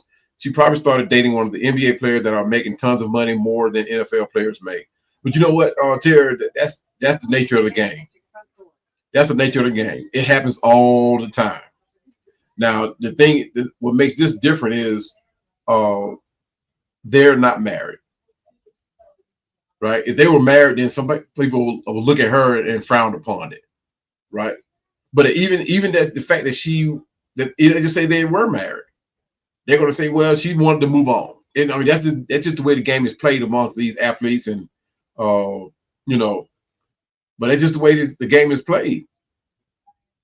But the fact that they weren't in a marriage, or they were in a situationship, that some people would say they were in a relationship. I mean, that's just the way they move on from one player to the next. Move on from one player to the next.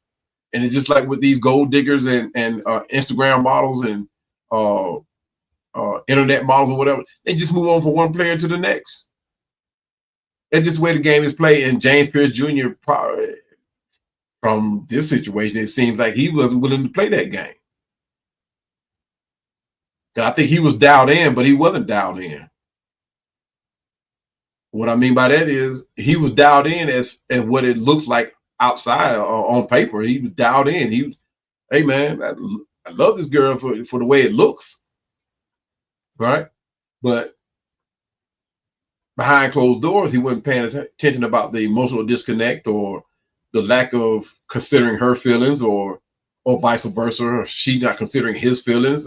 There's a lot of things that could have played out, and like when she takes the stand, maybe it come out, maybe it don't, maybe the full story come out. It's like what Chris at A1 Forever Sports said.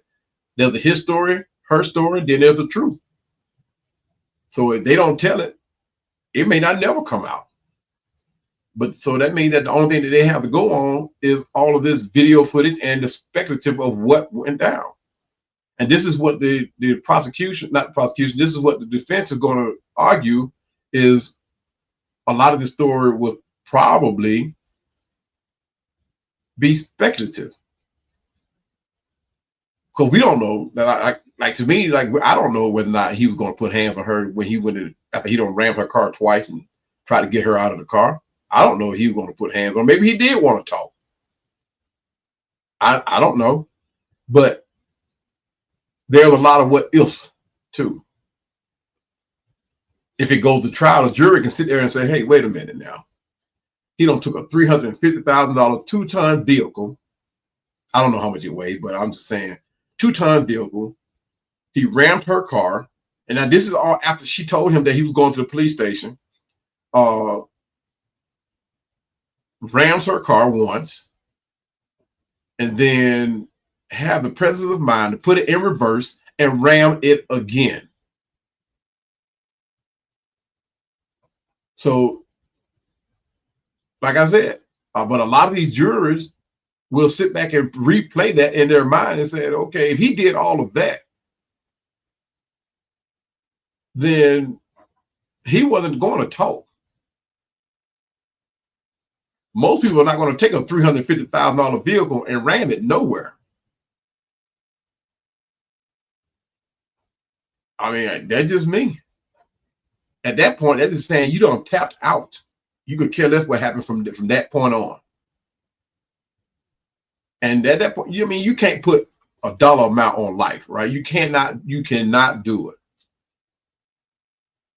right? But at that point, that showed that you was tapped out. You did not see a level of normalcy, a look of normalcy until the police got there, and he put up a fight for a little while when they were trying to get him in handcuffs. He put up a fight for a little while, right? But when they finally got those cuffs on him, they stood him up. You looked him in, you could see in his face, you saw a level of calmness on his face after that. Now, we've seen the videos, we've seen it play out on TV where a player put up, a person put up a fight from getting put in handcuffs. And when they finally show the face, there's still that level of aggression. There's still that angry look on his face. Not in James Pearce.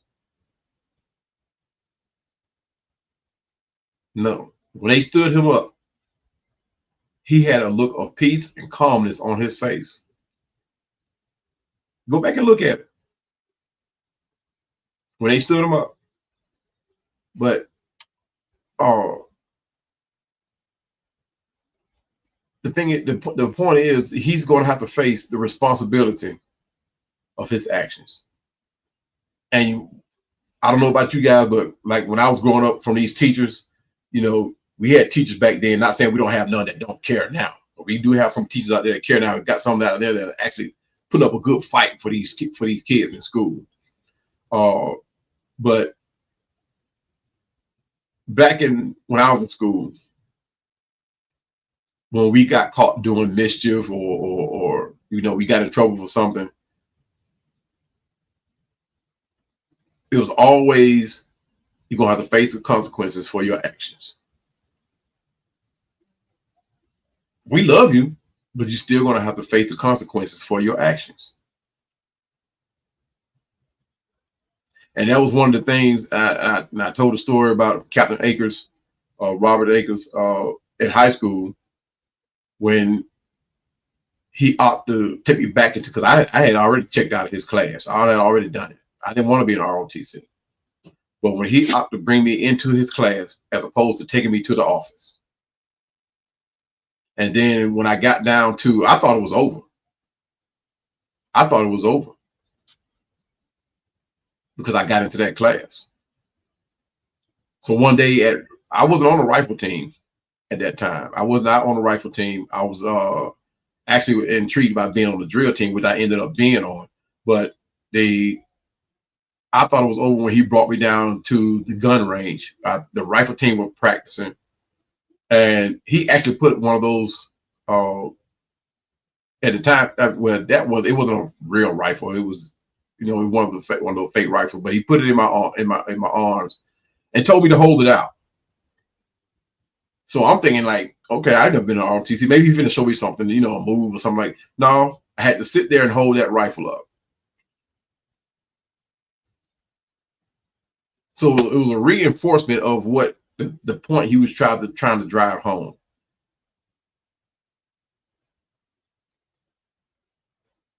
You're still going to have to face the consequences for your actions. You may have gotten out of it initially, but you're still going to have to face the consequences of your actions. One of the greatest things I ever did was jump back in ROTC. We, you know, tell y'all, be honest with you, Captain Akers became a father figure behind the teachers that were there. They were the very caring teachers that were there. You know, every teacher that were in that school, I cannot think of a one that did not operate with like a personal stake in them having a job, or you know, and that's not taking nothing away from the teachers that we have today, guys. Trust me, don't do that. But when I look back at the staff we had at school, there was not one teacher that I could think of that did not act like they did not have a personal stake in your learning, a personal stake in your development. And for that, I became truly grateful for what my mom did, putting us in that school. Because I was that one. I was emphatic. I did not want to go to North Fulton High School. I did not want to do it. I wanted to go to my area school, East Atlanta High School. I wanted to go where my friends were going. I wanted to go. At the time, they weren't the best football team, but they were competitive, very competitive. I felt like, you know, I was gonna be that guy. You know, and plus I knew everybody that was going to play football. So together, and we were all good, I would say great athletes. We were all good athletes. We all grew up together playing over at Zaban Recreation. Over at Drew Razorbacks. We all played football. And we were a very good little league team.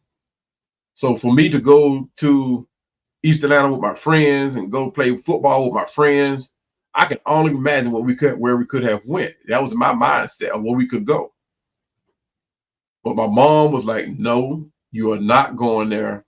We're going to go down to Area 3. We're going to get you into North Fulton, and you're going to concentrate on your education. Because she knew that if I had went to East Atlanta, I'd have been solely concentrated on playing football. And I was a good student. Up until about the 10th grade when things were, let's just say, I found women, right? And that was the, I'm not gonna say it was a downfall. It was a distraction, though. It was a distraction.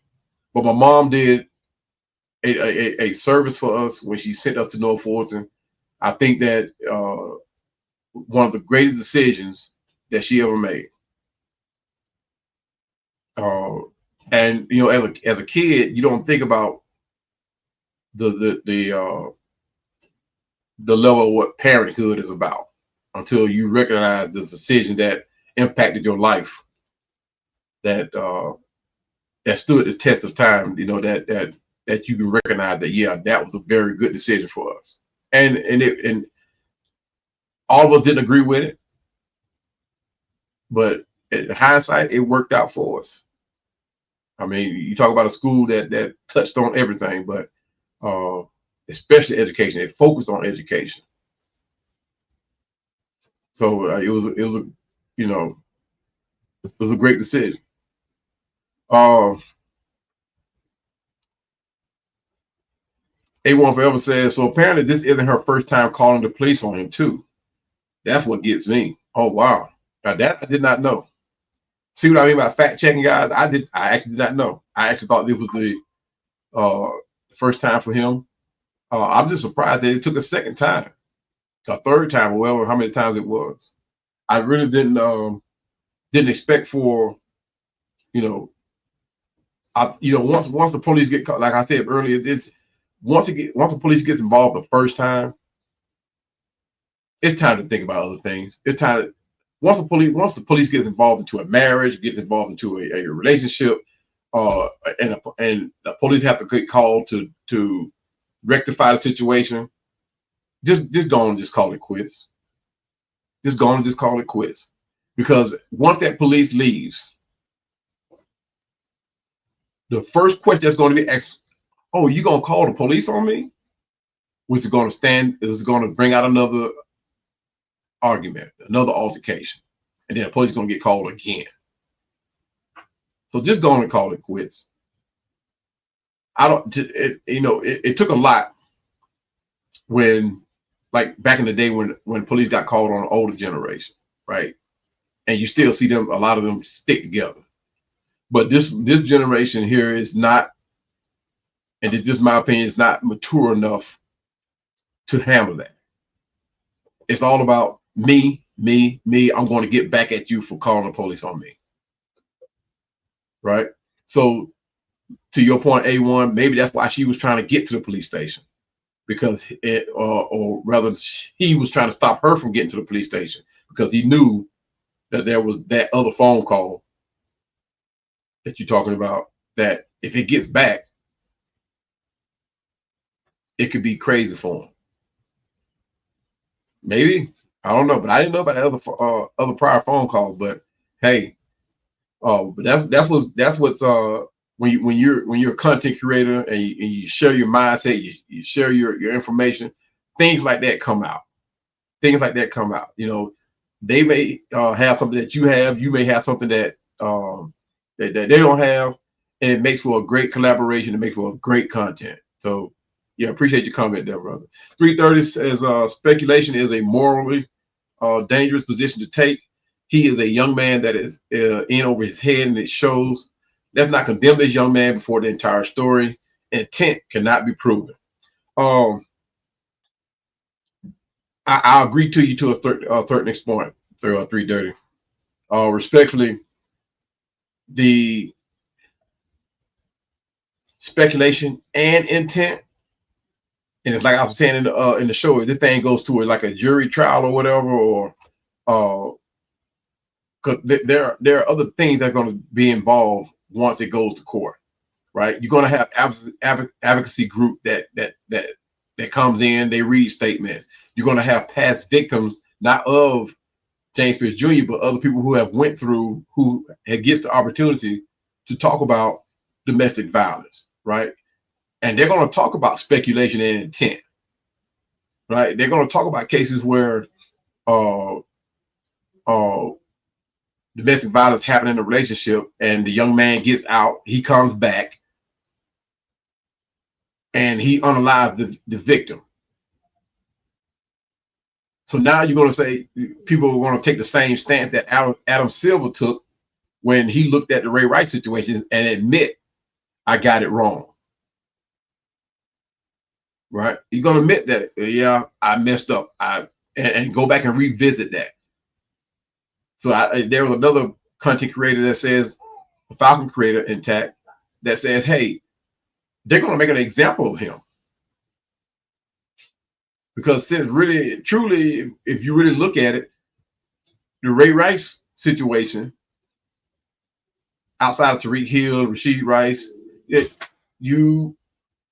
was nothing like really nothing close to this since that new rule, NFL rule, was put in place. Right? Because now, the way the rules are now, the court system got to implement their punishment. The NFL got to implement their punishment. And then the Falcons, they can't overlook it. They got to implement their punishment. Now, the thing is how all that punishment is going to play together. Is it all going to be punished together? Or is he going to have to serve his punishment for the NFL separate from what he did from the punishment from the Falcons? Now, they can't punish him like 3 times. No, they can't happen. But if the NFL see fit that he needs to be suspended for at least 6 games, or let's just say the Falcons suspend him for at least 6 games, the NFL come back and say, hey, no, he got to be gone for a year. That's not going to be a year and a half without football. It's going to be just for a full season. So the thing is about speculation and intent, you can't formally on paper, you can tell people, hey, excuse me, don't consider this, don't consider that, or you can't speculate what would have happened if James Pearce Jr. Got his hands on her if he had got her out of the car. But what you can consider is what these victims, these advocacy groups, when they come to you with facts, come to you with examples of other domestic violence cases, you can't overlook that. Because trust me, there's going to be a huge domestic violence advocacy push behind this. Because like one of the young ladies said, they're tired of seeing cases where these young men are able to get off from the NFL and still able to continue to playing football.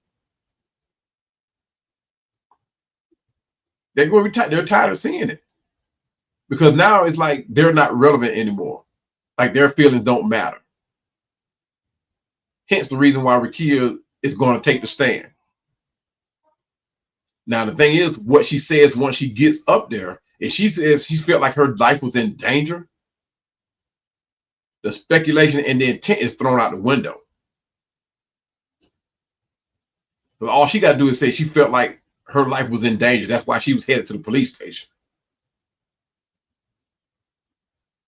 Because otherwise, she would have sat there and argued with him and whatever. But she felt compelled enough to get in her car, go to the police station.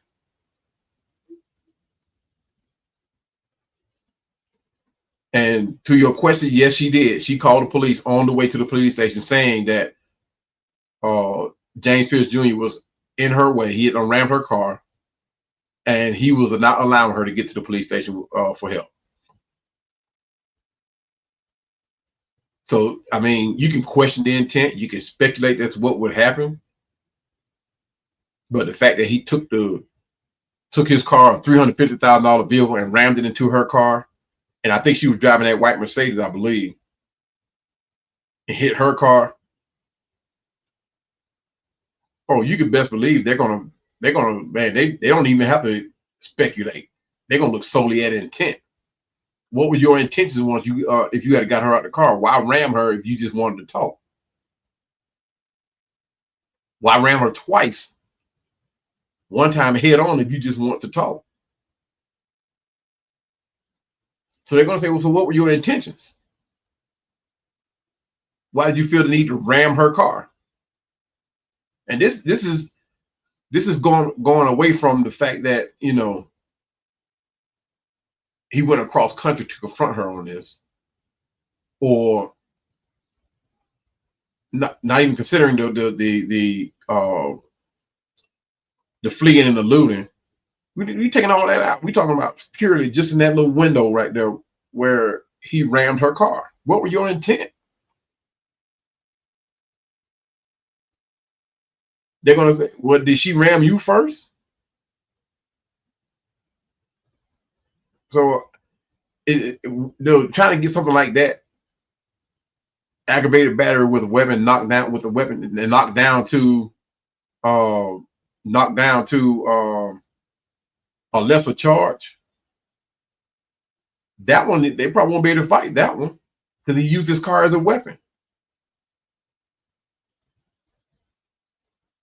The one where he hit the police officer,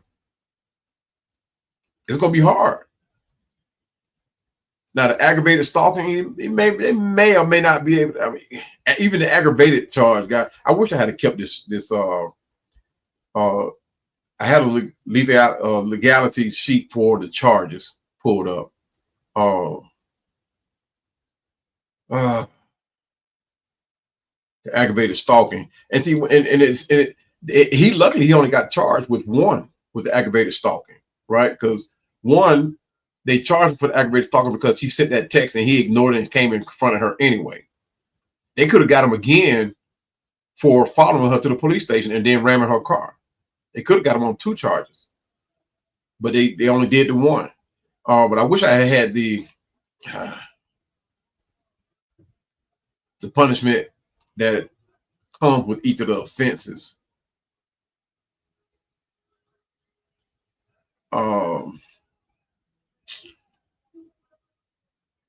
I wish I had kept that up there, but it's not a good look, guys. And like I said, the attorneys, his attorney team, they have their hands full on this one. You know, people are saying, well, there have been people who have gotten away with a lot worse. You're exactly right. You're exactly right. But there are chances too that there weren't a lot of evidence with people who have gotten away with it, where there's evidence backing up this situation. You got the city camera, then somebody's cell phone footage or whatever. Then you got the police cams. So there's footage out there. There's footage that we haven't seen yet. I'm not gonna say I can't wait to see it, but I'm waiting to see it. You know, but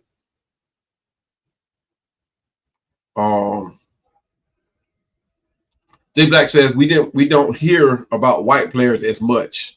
Then, you know, the fact is about the difference, I'm not condoning that.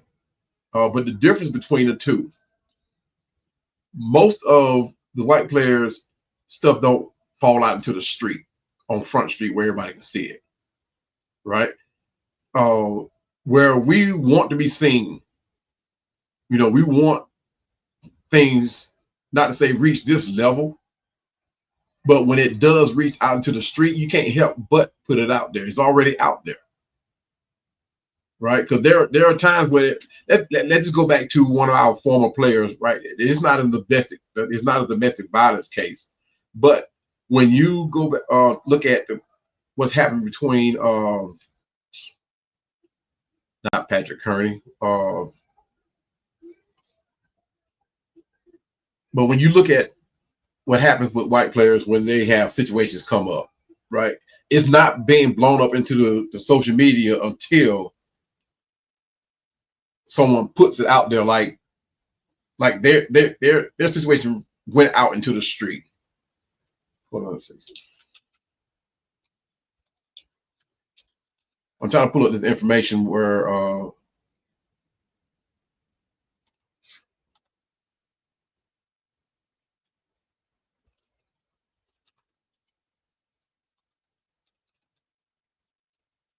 think it was Patrick Kearney.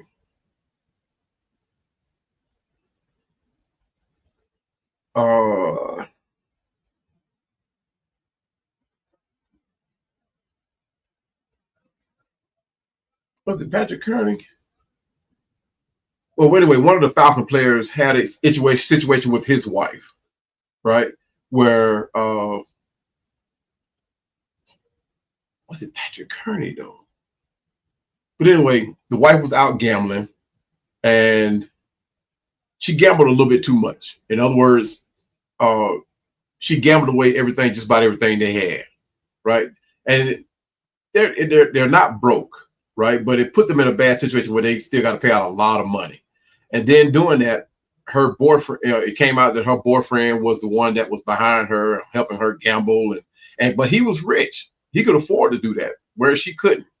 But Patrick Kearney came out and it was like, hey, you squandered away everything that we earned. The argument got so heated, and it's because the kids called the police, right? And the neighbors called the police. But it's because Kearney got so upset. He was out in his driveway and he was yelling, right? He didn't hit his wife, and he didn't shove her or nothing like that and curse her out. Nothing like. He was just yelling at the fact that she lost all of this money gambling without telling him, right? Well, of course, he should have been watching his finances anyway. But anyway, but it only spewed out into the media because of the neighbors, right? The neighbors called police, and neighbors put it out there. So the police put it out there on their police channel or whatever, and then it got into the social media. So it got blown up, mainly because it's Atlanta. You know what I mean? But for some reason, and you're right, I give you that you don't hear about it much from other players, but at the same time, you do, right? It all depends on what level it gets to, right? Anything that gets close to a violent altercation or a heated level of aggression is going to make social media. Now, a lot of these players, they slap their wives or whatever. You're not going to pretty much too much hear about that one. Because a lot of the wives know what they stand to lose if they go to the police, or they know they take it to court. A lot of them don't want to lose that. They don't want to take that chance. But even if they do, they are paid out of court. I mean, they're getting paid to shut up, and that's largely due to what the husband is doing, what the football player is doing. They're going to continue paying the alimony, a lot of it. They're going to continue paying for the health insurance for the kids. They're going to keep paying for the private school for the kids. So they refuse. They don't take it to the level of what James Pearce Jr. Has shown, right? A lot of times they don't even get that far. Now, there are some cases where it seemed like some cases were hidden, right? And like for example, when somebody brought out Ben Roethlisberger when he was playing his situation, when he got in trouble, they downplayed it so much to the point where it seemed like almost like you didn't care anymore. You know, same thing for you. Hey, what's going on, Des? Appreciate you joining me, brother. I appreciate you listening in. But you know, this is like Josh Brown, Chadwick. You know, you hear about these cases, right? Like I said, you hear about it, but you don't hear about it, right? One, because it's handled to a level where it's not to this level of aggression, right? You can't hide this right here. You couldn't hide his fleeting and looting. You can't hide the fact that he took his car and rammed into her car 350 times, twice with a $350,000 vehicle. You can't hide that. There are just some things that people are going to really. They just say the news channel down there didn't cover. Whoever put that video on their phone camera would have surely taken it to the social media. So the news didn't have no choice but to do it. Plus, it went out on police radio. So there's a lot of things that play into the fact where some cases are brought to Front Street and some don't. Right? And like with Josh Brown and Chad, excuse me. But there are some cases like with Josh Brown and Chad Wheeler cases where it plays out before, it get played out of court before it get put on Front Street. It gets settled out of court. Especially when you're a first timer. Like I said, a lot of these wives, they play their role. They play their hand very well. They know to go in there and ask for this, ask for that. And if you don't do that, then I'm going to escalate it. We're going to tell the story. They know that. But there are just some women that just adamantly about being on Front Street for their 15 minutes of fame. Not saying it's not wanted. And that's not saying that's what Rickea is doing, because she has her own money. She's being paid very well by Mercedes-Benz. I think she's probably the only one that has a Mercedes-Benz car that was designed for her. That's actually being mass produced. So yeah, I mean, she doesn't need his money. She didn't need him. But the fact that it escalated to this amount of aggression, this amount of violence, you cannot hide none of this. You can't. So it's not a matter of this level of aggression, because when you look at, well, you can't use Hernandez as an example. He wasn't white, but and also it was a different level of aggression. But it's not a matter of it's a white thing or a black thing, guys. It's a matter of how you handle it. It's like how James Pearce decided he wanted to handle it, right? And it played out different. He decided he wanted to take his car and ram it into her. That escalated it to one level, you know. And then he got behind her and chased her. That's another level. And then once he disabled the car, he tried to get out and get her out the car or open the car door or whatever it was.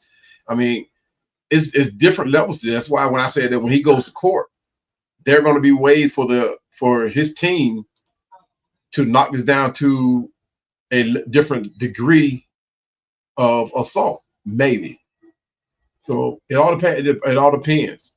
You hate the fact to see this coming anyway, any type of domestic violence happen.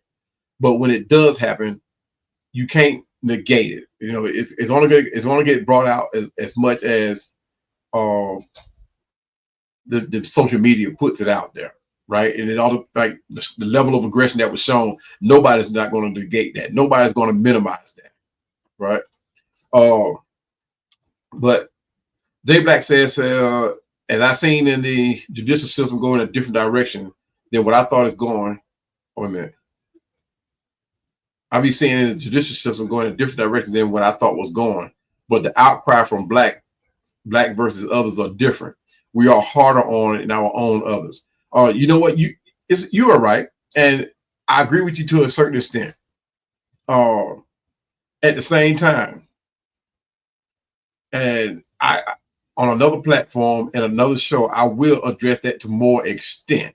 But I don't see we are being hampered a lot more because of how we respond to the police officers, because they're going to look at that too. They're going to say, hey man, you took 6 police officers to bring you down. They're going to look at the fact that even once the police officer got to the scene, you did not de-escalate. So we respond a little bit different. So when you see white officers approach white players, officers approach white players in a let's say in a similar situation, it's going to get dialed down a little bit, as opposed to blacks. We're going to escalate it. We've seen it happen time and time again, where we immediately go to the victim card. Like it's us against the police as opposed to you against the crime or whatever you committed or the victim. So it's not a matter of white cop versus black victim or black arrestee or the black cop against the white. It's not about black and white. You really have to take it out of the equation. Because the matter of, like, if I had to guess that, let's just say if I had my granddaughter in that front seat of that car, let's just say she was in front of that car, right? I could care less. And if that officer has any type of humanity in them, they could care less whether or not that child was black, white, green, Mexican, European. I could care less. But the level of aggression that you took, you have to consider preservation of life in any situation, really, that gets to this level.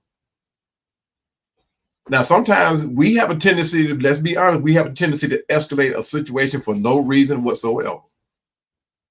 We get pulled over for a headlight being out. We want to escalate the situation for what? The officer just told you your headlight was out.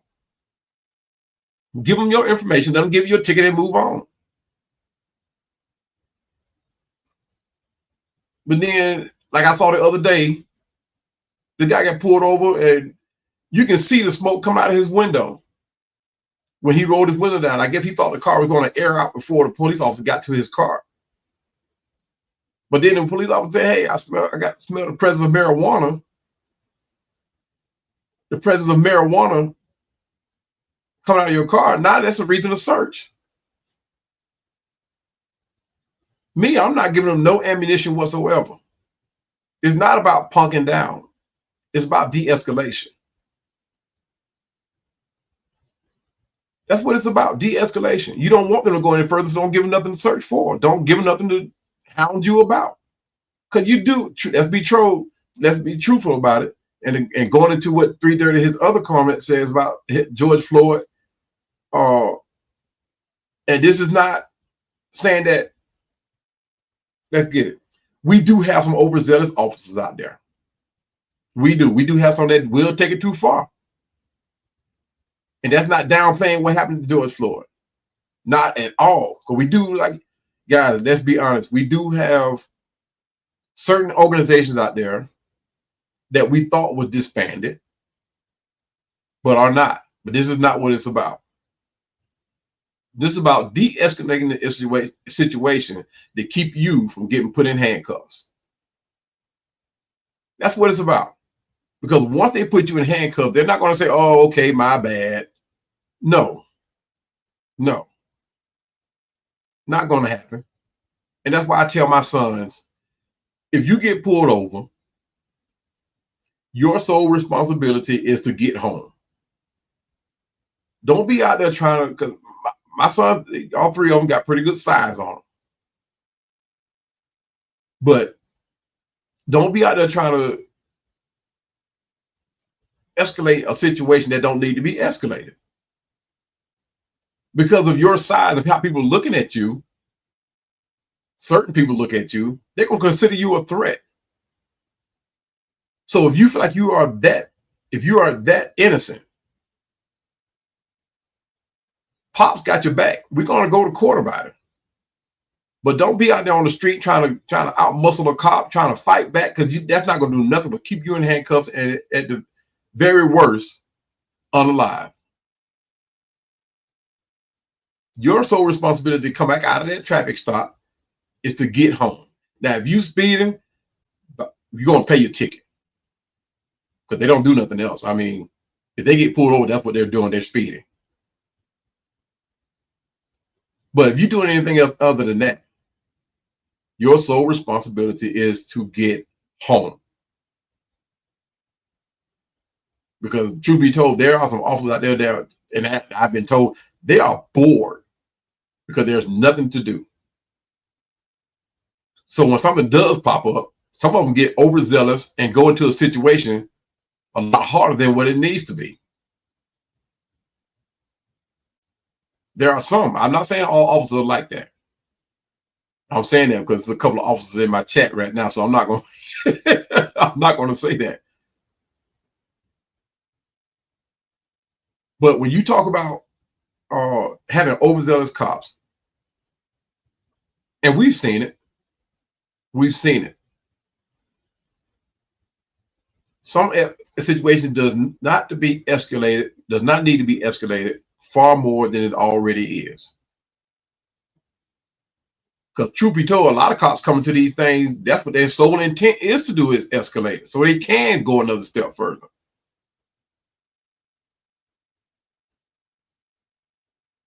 But this is not about black and white. This is about James Pearce Jr. and his situation, where he could have de-escalated the situation even before he got to that point, even before he got to even before he got to Florida.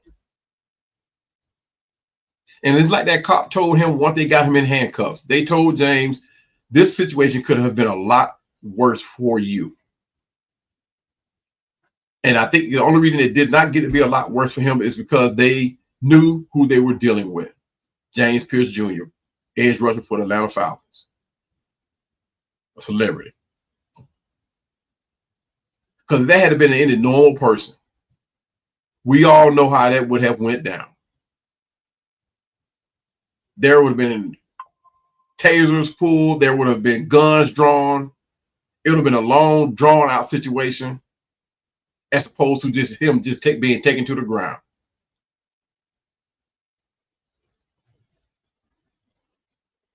And I can guarantee you a couple of officers pulled up to that scene was like, I'm not messing with that man. Man, 240-something pounds.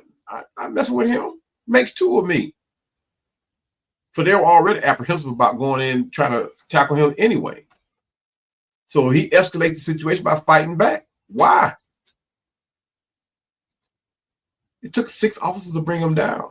You can't, like I was saying earlier, guys, there are just some things about this case you don't need video footage of. You don't need the hard facts of.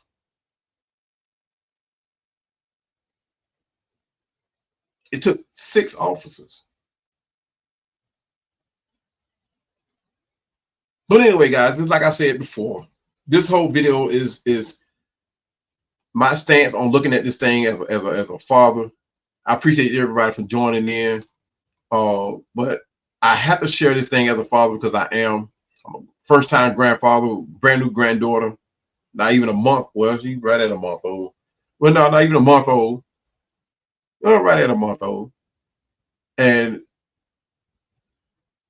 my sisters that are left here on this earth, my aunts that are left here on this earth, my mom, my sister and my mother that have since passed away. One sister and a mom that has since passed away. My aunts that are left here continue with this. My goddaughters that are left here continue with situations like this. I had to speak my piece, and I hate to use this platform as a Falcon fan, right, to address it. But realistically, guys, my personal opinion, I'm okay. I'm fine with moving on from James Pearce Jr. I won't be that guy that I put up a fight to say we got to keep him. And truth be told, guys, we already knew we were going to be here at this situation anyway. I mean, we came in, we got a revamp coaching staff, we got a revamp front office. We already knew what starting over means. You start over, that means things kind of not going to live up to expectations, right? Now they're already saying that the Falcons are going to be in the Super Bowl next year against the Jacksonville Jaguars. How that going to happen, I don't know, but there's certain things, guys, you just can't overlook. I can't overlook the fact. I love the fact that he, what he potentially could have been for the Falcons, or possibly still can be for the Falcons, right? But as a father, uncle, grandfather, godfather, I just could not overlook this situation without addressing it. And not saying that everybody's not human to the situation, but I think a lot of people have become inhuman to it and not looking at what could have been, right? This thing could have been a whole lot worse, right? Even if it didn't get to this point, I'm looking at the fact that my family could have been in that front seat for no just reason, right? For no just reason, whoever they were dating or is married to is facing this type of situation, right? You can't negate it.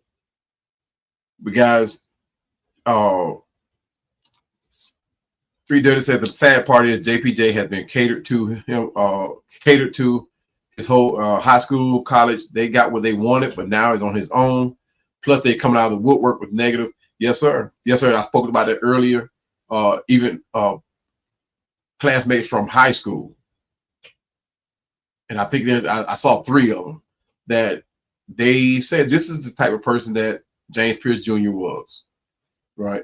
And trust me, guys, these advocacy groups are going to pull up the same stuff that I was able to pull up, and it's going to be used as evidence, or it's going to be used as I'm not going to say as evidence, but as it may be used as evidence, quiet as kept.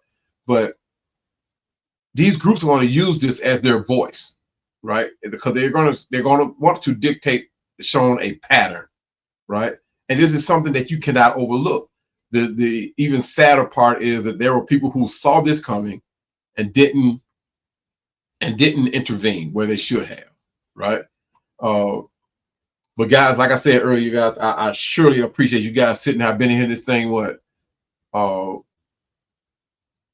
man, almost 3 hours, 4 hours almost.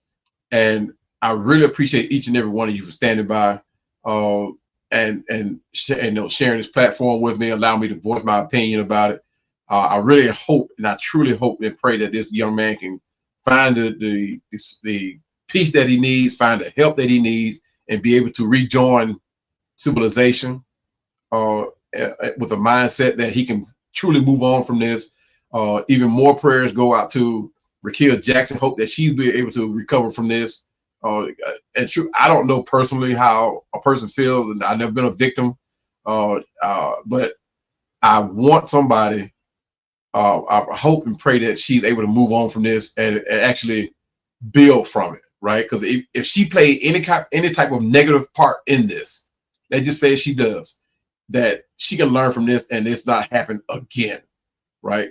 Nobody warrants this type of aggression. Nobody warrants this type of level of violence, and no case, right? Now I know things happen between a man and a woman that, but like I said, it does not warrant somebody this type of level of violence. There's nothing positive to be gained from it. There's nothing that anybody can learn from it. But I just hope that these two can find a way to move on from this, learn from it, and continue to be, productive citizens of society. It's just one of the things that happened. It has happened. It's not the first time it has happened, and I'm sad to say it won't be the last. So, like I said, I hope that Miss Rickea Jackson can do a little bit more as a witness, and it be a positive spin for James Pearce Jr., which I don't think it will happen, but it can be, because if she comes out with evidence that he has been needing help, right, it may work in his favor, right? If it shows a level of mental imbalance, mental wellness issue, it could come out and help him. But the fact that she's the victim, a lot of people, I mean, they may look at it in a different way and spin it so that they just say, well, she's afraid of him. So there's going to be a lot to come out of this court case, guys. And my point, and the whole reason for this 4-hour podcast, that as a father, as a husband, as an uncle, godfather, and a grandfather to a brand new baby, grandchild, granddaughter, I cannot overlook the fact that he went this far.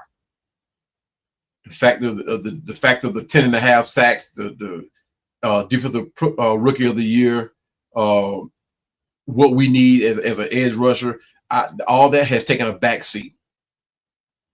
His personal growth and his happiness is taking a back seat. I'm thinking victim. I'm thinking my granddaughter. I'm thinking my niece. I'm thinking my mom. I'm thinking my sister could have been the one in that front seat. So appreciate you joining me, Doug. As always, brother, great to have you on. Doug is that brother from another mother, man. I always have a great conversation with this guy. Too funny to say the least. But he's a great guy, and I appreciate you having me on Speak the Truth, Cowboy. And that's what I like to do. I like to speak the truth. I speak reality, and hope don't nobody come offended by it, right? And like somebody said earlier in the chat, a lot of people don't want to face the truth, can't handle the truth. But I'm that guy, and I like to talk with reason too. So I don't want to throw a whole bunch of outlandish stuff out there that possibly can't happen, won't happen. I look at the stuff that should happen, could happen, and will happen, right? So, and I have been wrong on some things. I really truly hope that I'm wrong about how much time that this man is facing, that Mr. Pearce is facing. I really and truly hope that I'm wrong. I'm hoping that there's more to this story, like A1 Chris said, that that he said that there's a his story, her story, then there's the truth. I'm hoping there's more to it, right? But you cannot overlook the level of aggression and level of violence that was displayed in this. And I really hope and truly that he's able to move on, because there's a level that the judge has put in a stay away order from him. A stay away order in for him. So hopefully he can take that and just move on with his life. And I hope he don't use the excuse of having to go back over there to pick up some things that he already said that she can keep.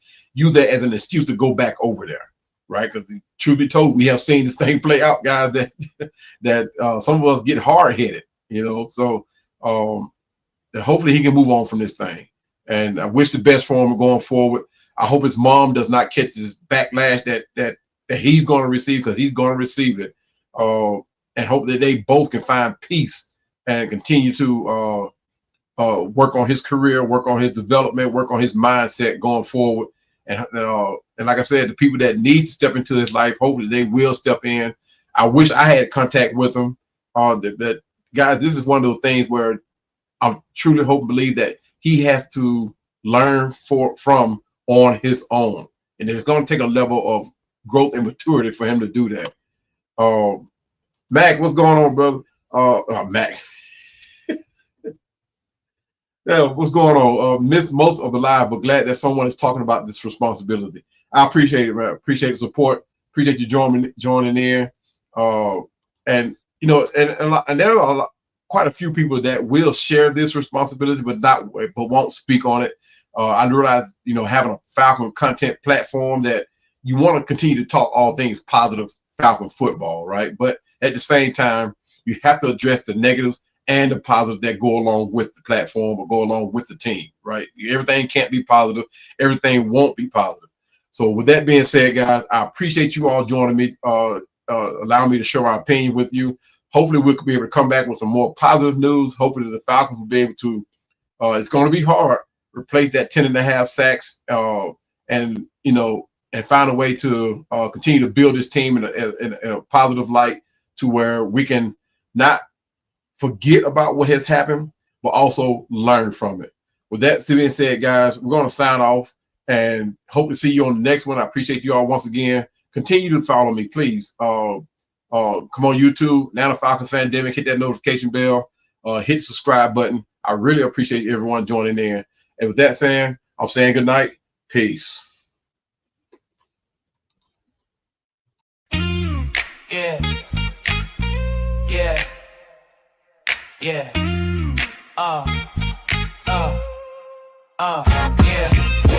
Yeah. Yeah, it's your boy E-Man. Falcons Fandemic, we on that plan. All the hype in the city, let me break it down. Atlanta Falcons, wear the crown.